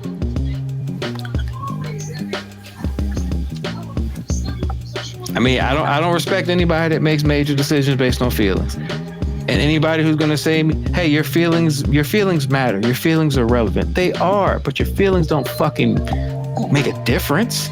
Like, I don't care. Your feelings aren't gonna change anything. Your feelings are valid. That doesn't mean they're gonna do anything. No matter how you feel, doesn't mean anything's gonna change. I don't feel good about being broke, but me feeling that way doesn't make any money show in my bank account. It just doesn't. That's funny. AG, you got anything? No, everything you said is true. Oh, okay. And Ruben, like, and you're the opposite of the feels. Like, you feel like none of this shit makes any sense, and you're right. But you keep feeling like that if you throw enough logic at this illogical situation that we have, that somehow you're gonna make it make sense. And it's not, man. Like, just you're contributing to your beard turning grayer. Like, that's all it is, man. You're just stressing yourself out. You're probably losing weight, thinking you're doing a great job because you diet and everything. No, man, you're just stressed out worrying about shit that you can't change. Like idiots who are gonna do what idiots do. They're gonna do that shit no matter how you feel about it, Ruben. Well, shit, I need to bottle that up then. Maybe I can get 250. Stressing like that. But then that causes heart attacks and shit, so I don't want all that. But yeah, you know, so yeah, I guess Moco Cowboy said owning the lives means they're winning. Sure. Liberals. And owning them just means you say things that are against them. And that means you own them. You're an extreme liberal. I don't know what that. AG, what does that mean? What does what mean? When they Trump calls them extreme liberals. I'm like, anybody that's not believing what he wants is extreme. Exactly. Liberal. Anybody who goes against what they believe, you're an extreme liberal. You're peddling wokeism. Yeah. Because like that time Mitt Romney just said simply the truth, but the truth went against what Trump was doing, and he said it was wrong. That made him an extreme liberal, even though he is as Republican as a Republican can be. Still is. Yeah. But in that moment, because I remember saying that dude might have ruined his political career going forward. In that moment, he was the enemy. If you don't rock with everything he says, then there's a problem. You are instantly problematic, and problematic is synonymous with the evil libtards and extreme libs and all the things. If you're an extreme liberal, there is a simple fix that makes you okay. Like, no matter what you've been guilty of in extreme liberalism, all you have to do is get on your knees and suck Trump's dick. Ask JD Vance. You can be a vice president one day. I was about to ask about the last two questions, then we'll end this. What do y'all think of the two vice presidential nominees? Like JD, let's start with JD Vance. Like, the weird thing about JD Vance is that I know who he is. And I say weird thing about that because, I mean, we're all talking about vice president candidates right now, but like, I've dabbled in enough politics over the last 2 decades where most of the time we don't really know who the fucking vice president is. We don't really know anything about them. We don't really know anything about them until they get selected. Like, they get selected, and then all of a sudden we start doing all this Cliff Note stuff and try to act like we know who they are. But realistically, like, as soon as they said JD Vance, I knew who he was. And I'm just like, oh shit, I actually know somebody. And then what I knew about him confused me, because what I did know about him is when he spoke out against Trump. Like, he was completely against him. So it was just weird. I was like, is Trump like actually picking somebody to balance him?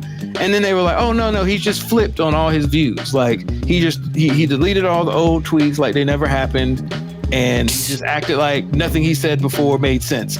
And I was just like, oh, okay. So he just started sucking the man's dick so he could be vice president. Cool, I get it now. Now, the other vice president, right? He's the perfect vice president. I don't know shit about him. I'd never heard of him for real until she picked him. And then I was like, okay, this makes sense. This is political norms right here. Like, somebody I don't really know, not ruffling any feathers, not making any waves. Now I get to do all this late research on it and have people act like they've been knowing about this guy forever when none of them did. So, like, it's old politics versus new politics. Old politics of, hey, you don't need to know him until we tell you about him. And then new politics. He's sucking Trump's dick. That's all you need to know. AG? I can't say anything else. I find everything he said to be true.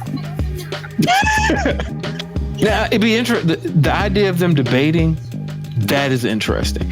Mainly because I've never really thought vice president candidates debates really mattered. Like, it's something that they've done, and I've always been like, who really cares? Like, are there really people tuning into the VP debates going, this is gonna make or break my decision? Maybe. I just don't know any of them people. I've never been that person. I mean, maybe I'm the minority. Maybe I just ain't been doing my research, as they said. But yeah, like, it'd be interesting to see them debate, because, like, I believe JD Vance will be awesome in a debate. Because my thing is, anybody that can switch sides the way that this man already has, man, I can't imagine the verbal gymnastics he's capable of doing live, man. Can't imagine. Well, I think it sounds good in a vacuum, but I don't think it's gonna play out well when you have an opponent. But AG, we're only listening to it from a vacuum. The people who are watching the debates are already decided, so everything is in a vacuum. True enough. So he's going to sound great to the people that want him to sound great, and to the people who are just like have actual logic-based thoughts will be like, this just sounds stupid. Like, his views on military stuff sound stupid. His views on people making decisions if you don't have kids sounds stupid. But in a vacuum, that guy's conservative Christian values, man. He's just a hillbilly speaking his mind. Okay. He made a movie about it. Deliverance. Nah, I'm sorry. Have either one of y'all seen it? Is it any good? I haven't watched it. Hillbilly Elegy? Why? Like, I'm not going to watch it. I can't do it. Why would you even ask us have we seen it? First of all, we don't look like we're in the right pigmented frame of mind to even think about watching that movie. And unlike you, I don't watch Fox News just to see what the enemy's doing, because I already know what they're doing. I don't need to watch them. I know sometimes you just like to know who's trying to hang you from that tree. And me, I already know. So I don't need to be reminded of it. Hey, man. Not saying that all Republicans want to hang niggas from trees. I'm just saying most of them don't mind the view. Not wrong. Awesome. So that's that hard-hitting politics from us. So we don't know shit about politics. We know enough to be dangerous. Nah. Yeah, I guess. So does Trump. He was president, so I guess we all qualified to be president. Hey, but we're not felons. So Speak for yourself. You don't know about all my warrants, bro. You got some hidden ones, AG? I just want to make sure. No. That would be a hard no. So, Moby, do you have anything on your mind, or? Yeah, man. Shout out to the DJs, man. I literally came up here because I needed to speak my mind. Like, in this hip hop generation I've grown up in, man, I don't really think 41-year-old me has given DJs enough credit. Like, believe me, I grew up back in the day where the DJ's name was first. I get it. I remember the importance of it. But like, somewhere along the line, I forgot the importance of the DJ. And tonight, I was reminded the importance of a DJ.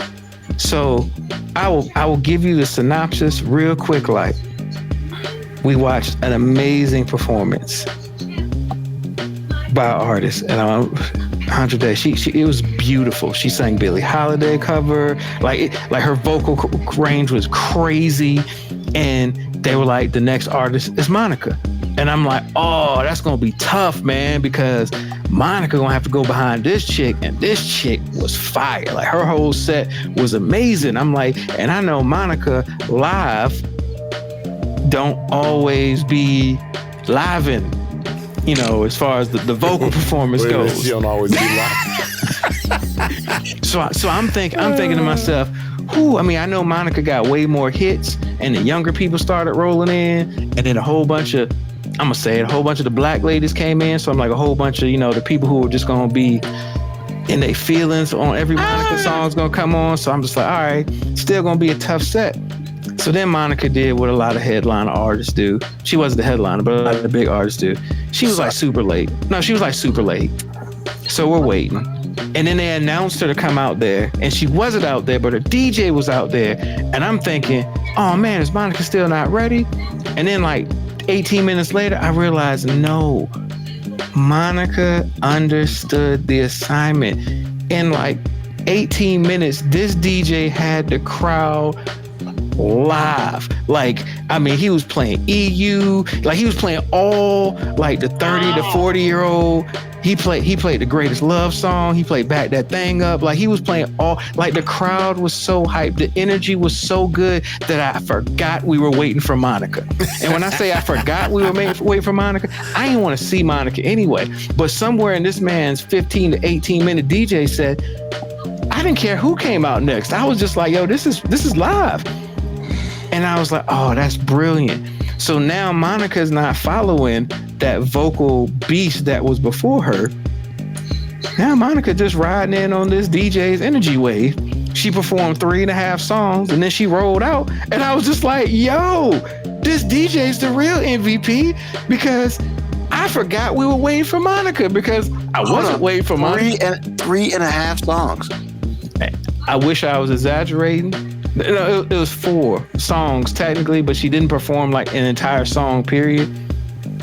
She did? She didn't perform an entire song. So basically she had a long medley then.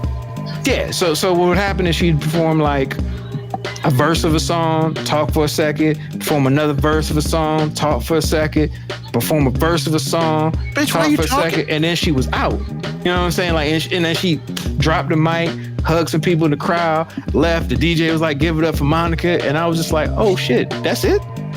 This set over? Yep. Damn.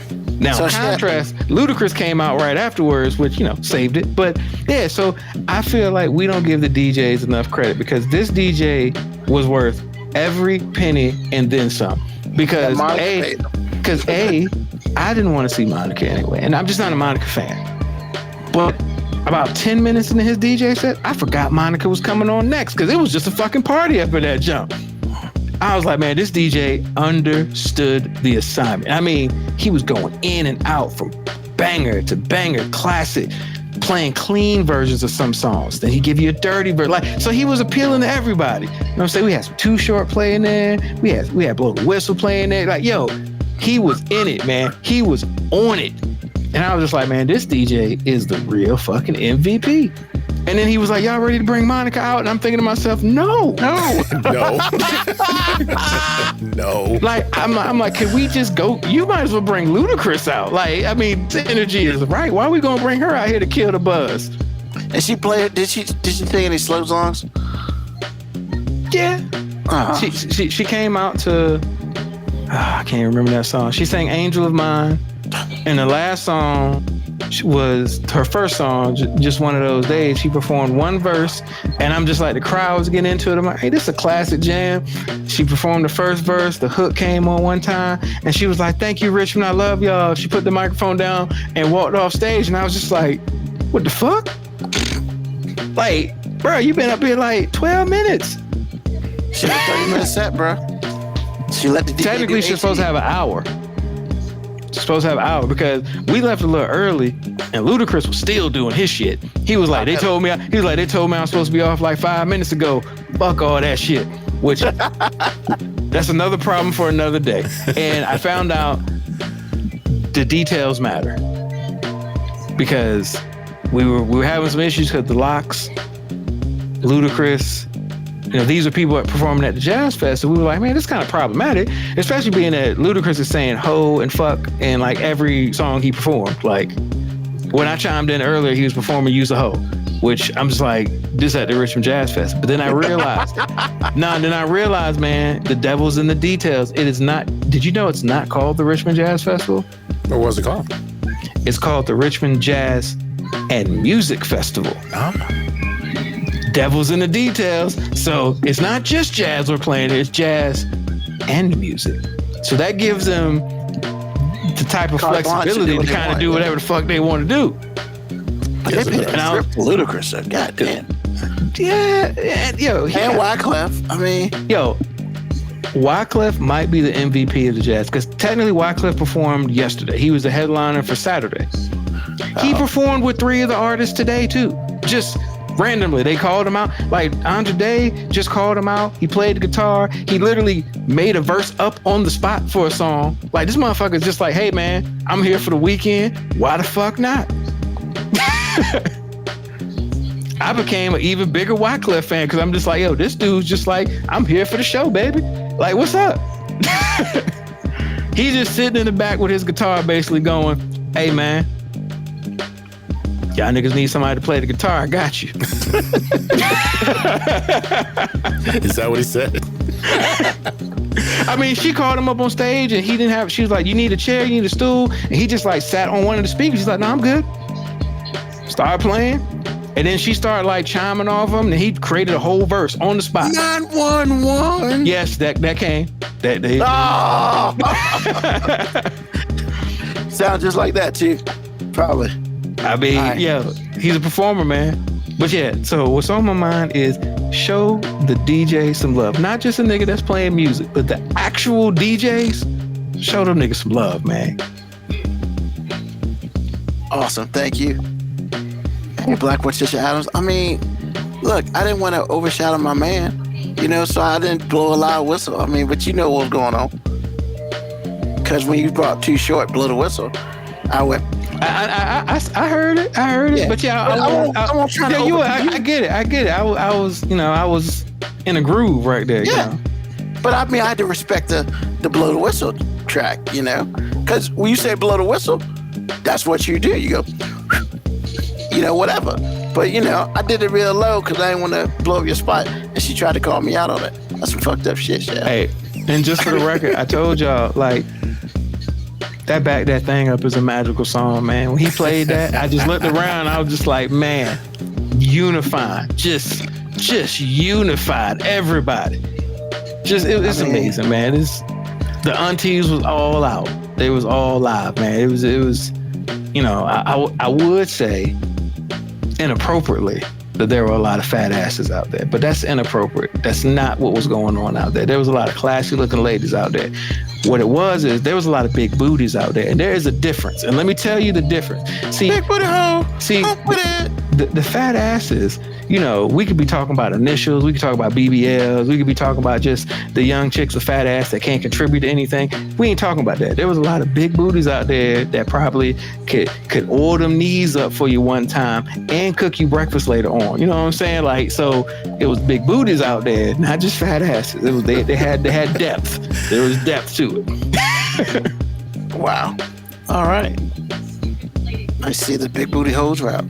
No. See, you said big booty hoes. I just said big booty because what I am impressed with, the last time I was at a concert, I was with you and Juvenile's performing, and there was a lot of scantily clad, inappropriate ladies out there. I did not see hardly any of that. I saw a lot of women dressed appropriately for the weather because it's still hot as shit outside. Had some summer dresses out there, but I didn't see cheeks. I didn't see straight nipples coming out of spaghetti straps. I didn't see none of that. I saw straight nipples. I saw fully clothed women out there having a good time, and I was just like, yo, this was amazingly refreshing. Like, maybe that means I'm old. You know what I'm saying? I'm just like, yo, man, like, I prefer this. I'd rather prefer this. Well, Black Boy never knew it was a difference. Learn something every day. Hey, look, I'm just saying, because if a dude just, hey, man, she got a fat ass, that's an extreme statement to make. And that means that's probably the top of the totem pole of what she can contribute to that dude's life. She got a fat ass. If you talk about a woman that's got a big booty, hey, she got a big booty. But that's not such an extreme statement where you feel like they might not be more to that.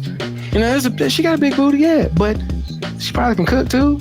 She probably got a good personality, you know what I'm saying? Like, you know, she gonna look out for you, you know, but hey, let's not forget though, she do got a big booty though. I'm just saying, I mean, what LL Cool J say? I know I told you I'd be true, but Tina got a big old butt. So I'm leaving. Oh, yeah. He did say that. I mean, you know, Trinidad James said something about that too. Once again, there is a difference. I'm just saying, if the first thing a dude says about a woman is she got a fat ass, that's not usually a good sign. It's not usually a good sign, because I mean, he can't think of anything to say. That's not necessarily true. Now, I'm about to say, on the flip side, if he really don't know who she is and he just saw her walk by and that's the first thing he noticed, cool. But what I'm saying is, I only notice fat asses typically on what they call the garden utensils of the world, like the hose, or the people that are at least in the hose uniform. You know what I'm saying? Like, AG, here's what I'm saying. It's funny you call them people. I'm just saying, AG, if you go to church and if you go to church and you see a woman with a large backside, do you think in your head she got a fat ass, or do you think, man, she's got a big booty? That's a huge bitch. No, I don't think that. My first thought is, I hate having these thoughts in church. I'm looking at that. I hate that I'm looking at that, right? I know. But there are plenty of them. Remove the guilt. I'm just saying, remove the guilt. Okay, you probably in your head, you probably ain't gonna say she got fat ass. I will. You might think, man, she's thick. No, thick is a I'm different not. connotation. See, you're maybe I censor myself, brother, because because I don't. Because they're my thoughts, and I'm looking at this woman, and I know exactly why I'm looking. There's only one reason. She got a fat ass. I'm sorry, man. Like, I sense if I look at a woman that looks like she might have some more substance to her, I don't generally say fat ass. But you don't know. You're just looking at some random woman. That's impossible. Right, but there's a feeling. Just like people can vote for Trump, I got a feeling, bro. I got a feeling. Wait, what did you say about your feelings? And what did you say about your feelings, sir? I said my feelings can't do nothing. In this case, I'm serious. My feelings can't do nothing in this situation, but my feelings are my feelings, and they're valid, AG. Well, I'm not doing this with you today. I'm not doing it. I see a woman anywhere that's got a fat ass, and that's exactly what it is. Actually, I saw a woman today. This is strange. This woman, she seems like she works at the Harris Teeter around the corner from me. And I guess she was dealing with her car. Oh. And have you ever, like, she was dressed in like civilian clothes. She wasn't going to work or anything. And I was like, damn, baby, it's like that. Have you ever seen anybody with like deceptively... Did sneak up on? Yeah, oh my God. I mean, I looked at her, I felt bad. I looked at her so much. I was like, it's like that? It's impressive. But the thing was, she had, I don't know if she was upset or she a little touched or both, because she clearly had two different shoes on each foot. I was like, wow. Hey, AJ, I'm impressed you were looking at her from the knees down. Well, I tend to check out the whole thing. After what you led with, I'm impressed that you even noticed that much. Well, actually, the funny thing was I noticed the shoes first. Because I was like, did she have on a different shoe on each foot? And then I probably would have noticed that too. And then just because of the way I'm wired. Lifted my head. I was like, oh, really?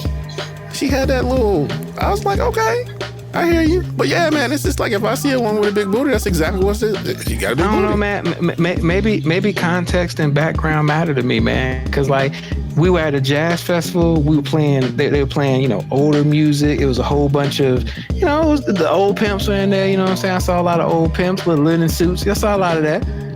And I saw a lot of the older ladies still looking good. So when I saw them, I was thinking, hey man, that lady got a big booty. You know what I'm saying? But I won't think, damn, she got a fat ass. Because I ain't see booty shorts.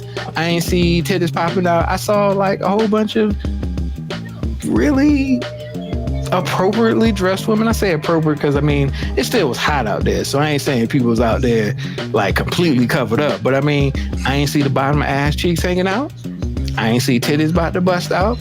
I didn't see no camel toes. I didn't see none of that. It was just, ladies out there dressed like it's hot, but still looking classy. So I wasn't thinking, damn, she got a fat ass. I was thinking, that's an attractive woman right there with a big booty. Shout out to the fat ass, attractive lady, big booties. Yeah, let's do that. I'm just going to say shout out to the women out there still looking like they're leaving something to the imagination. The older I get, the more I'm just like, man, there is something so amazing about it. Like, give me something. Give me something to imagine. Give me something. I don't really feel that way. That's gonna be a I don't know why, man. Like, I think because you're not 50. No, I think what it is, I also have daughters too. And I'm just like, hey man, I don't want y'all to be out here ever feeling like you got to show all the goodies to get somebody's attention. Because I know in my lifetime, a woman has not had to show all her goodies to get my attention. And don't get me wrong, them women who are showing all those goodies, they get my attention visually. But I ain't never really felt the need to want to go talk to those women. And that's real. Like those women, I'm like, oh, wow, she half naked out here, but I'm not going to talk to her. I've always liked the women who, give me, I'd be like, man, I bet, I love it when you can say, man, I wonder what she looked like without her work clothes on. And I ain't even talking about sexually, just like you said, in civilian clothes. I bet she look good in civilian clothes. Although them nurses scrubs, them shit should be outlawed. Because these nurses are getting crazy with these scrubs, man. They're getting tighter and tighter. I'm just like, what we doing out here, man? I'm telling you, man. I thought that was sexy since I was a kid. And scrubs really had. Now, I do agree they have gotten tighter. But a woman in scrubs has always been hot. Because for me, they're see-through and I can see the panties. There's a hygienist like I had when I was like 16. And she would constantly wear white scrubs. And man, there was nothing better than her leading me back to the office. I was like, I can still see her panties right now. You was basically like, I don't care what you taking me back here for. Exactly. We going. I mean, when she turned on some of them drills, I got kind of sobered up. But I promise you, when she walked away, I was not mad. Just saying. Saying. Did we lose you, Ruben? I'm sorry, man. Like. Nah, man, I never get upset about have a conversation about big booty. Why would I do that?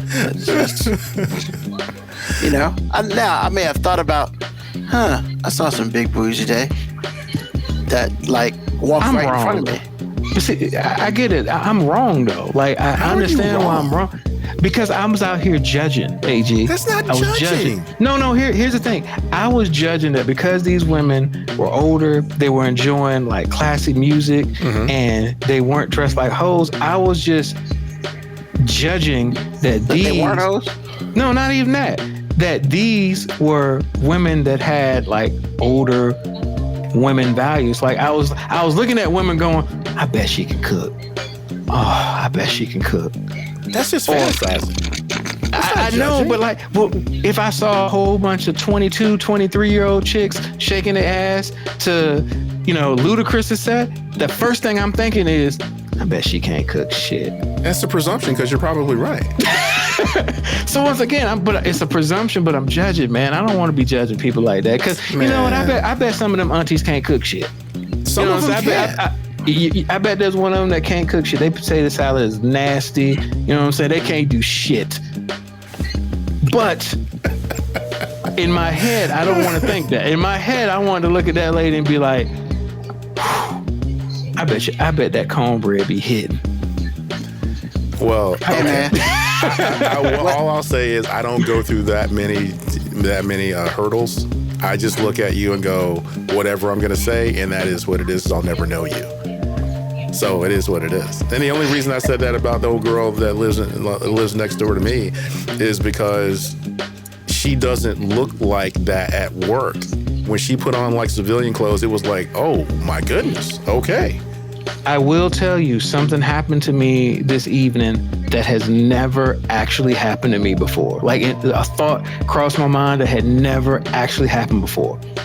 While I was out here having a great time, kicking it, not working, listening to good music with my wife, I was looking around, I was thinking, man, all these classy ladies out here, and I'm having these thoughts about, I bet she can cook it. And then I was thinking, there's some nigga right now looking at my wife the same fucking way. And wrong. No, but I was just thinking, whoa. Oh, I bet she can cook. So now my looks are different. Now I'm just like, hey, that nigga kind of look kind of hard for a second. Hey, what that nigga looking at? You know what I'm saying? Well, he's looking at the same thing you're looking at, man. Yes, but it's different. How? Because I don't know them chicks. Oh my goodness. I know my well, wife. he doesn't know your wife. Exactly. And I'm like, you better not be looking at her the way I accidentally looked at that chick. You better simmer down now. Wow. Not doing this, sir. Once again, I said first time it ever happened, and you know what? It clarity, man. Everybody looks at your wife all the time, every day. AG, I know that, but the environment I was in, I was seeing all these old pimps looking around. I'm just thinking, oh shit, they really looking. Yes. They out here hunting. You know what I'm saying? Like she put her arm around me, and I was just like, yeah, you better keep it there. Wow. Keep it there. Let them know. Let them know. Wow. Let She them better hoes keep know. it there. No, that's not really what I was thinking. But I mean, I kind of felt that way, you know. Hey, look, man. A twinge of jealousy is okay. That's yeah. So, because it made me. I mean, I was aware. You know what I'm saying? I was aware because I was looking at her and I was just like, I mean, she do got a big booty, and I mean, I've actually had her cooking. So I mean, some of these niggas is accurate. Well, you know, these niggas is accurate. That's what we were saying about some of your randos, man. It's like, yeah, I mean, you can presume that an older woman probably cooks better, but you can presume that a younger woman probably doesn't, but you never know. So it's like, and she got a big booty.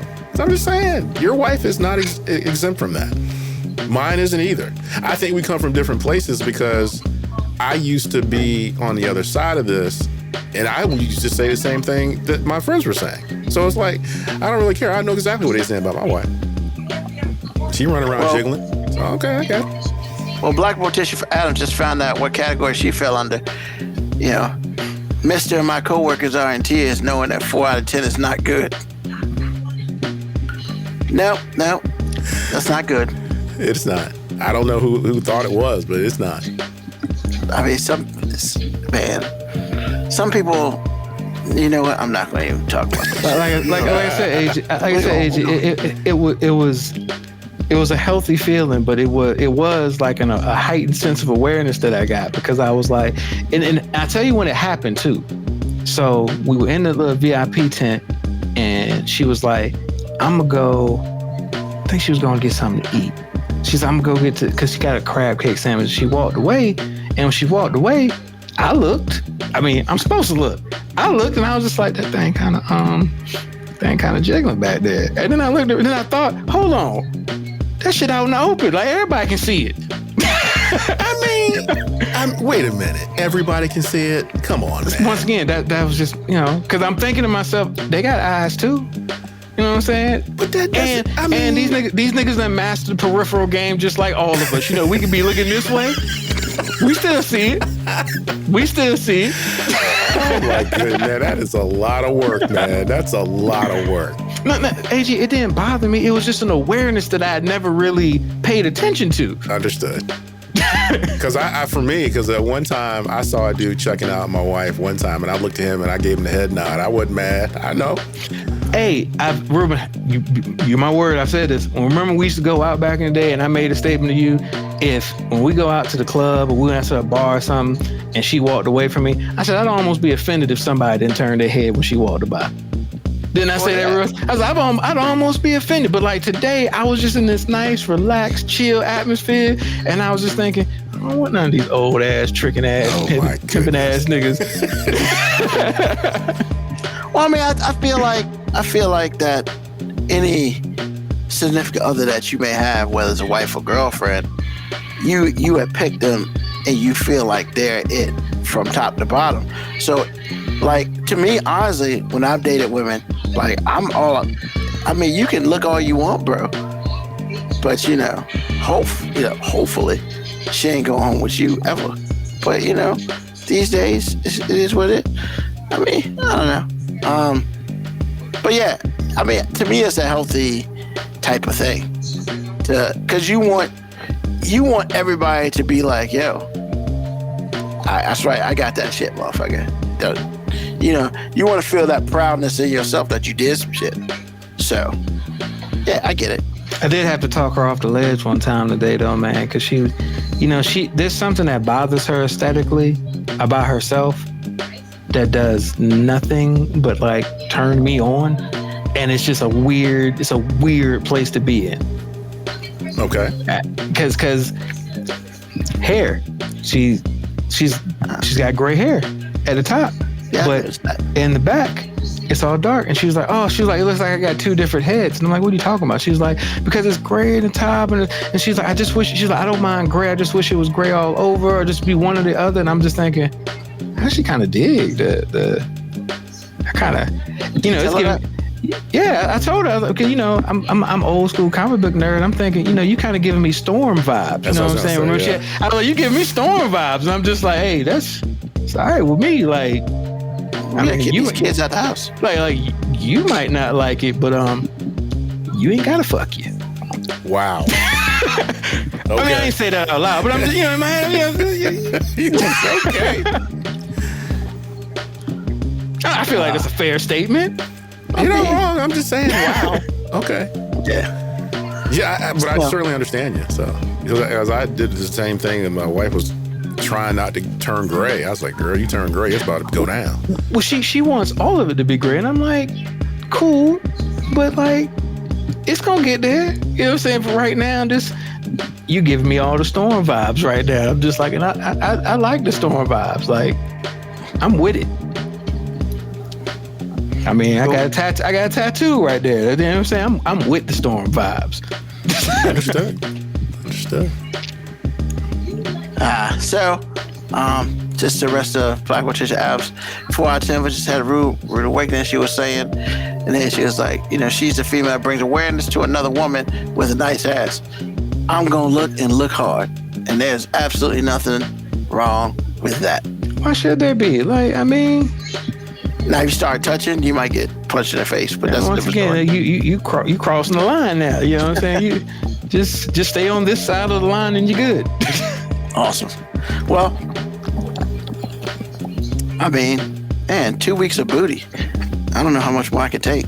So, first of all, you ain't got no problem with it. Don't be that guy. Sometimes too much booty is a problem. Okay, Ruben. Okay. I mean, like, if it's like this wide, I can't do it. Like, but maybe too much for you, but I'm sure there's somebody out here that's like, it ain't enough booty. Yeah. There's always somebody that's like, it ain't enough booty. Never. I guess when I start getting some booty, I'll change my mind on that. But with that being said, we're going to go ahead and sign off today. Thank you for listening to the episode of 5 Minute Warning. Of course, you know how we do, 9 p.m.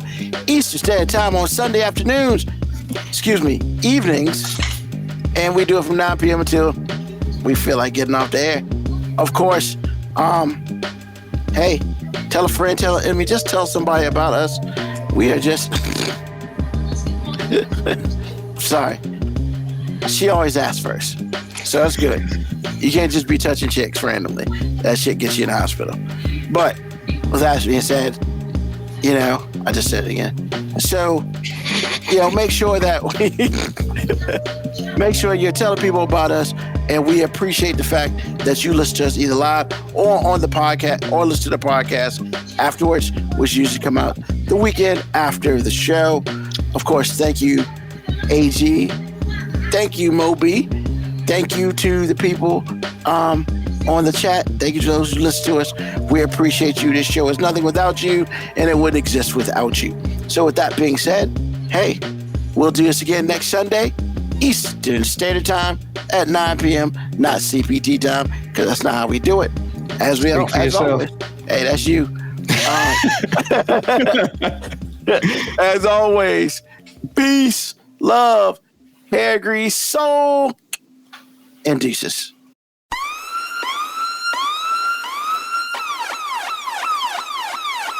Email us at 5minutewarning19@gmail.com. And also leave comments on Facebook and Twitch. Search 5 Minute Warning.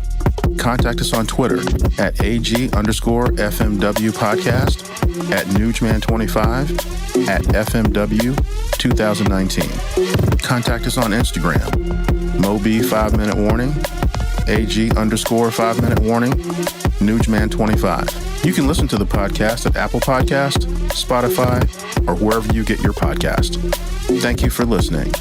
This has been another episode of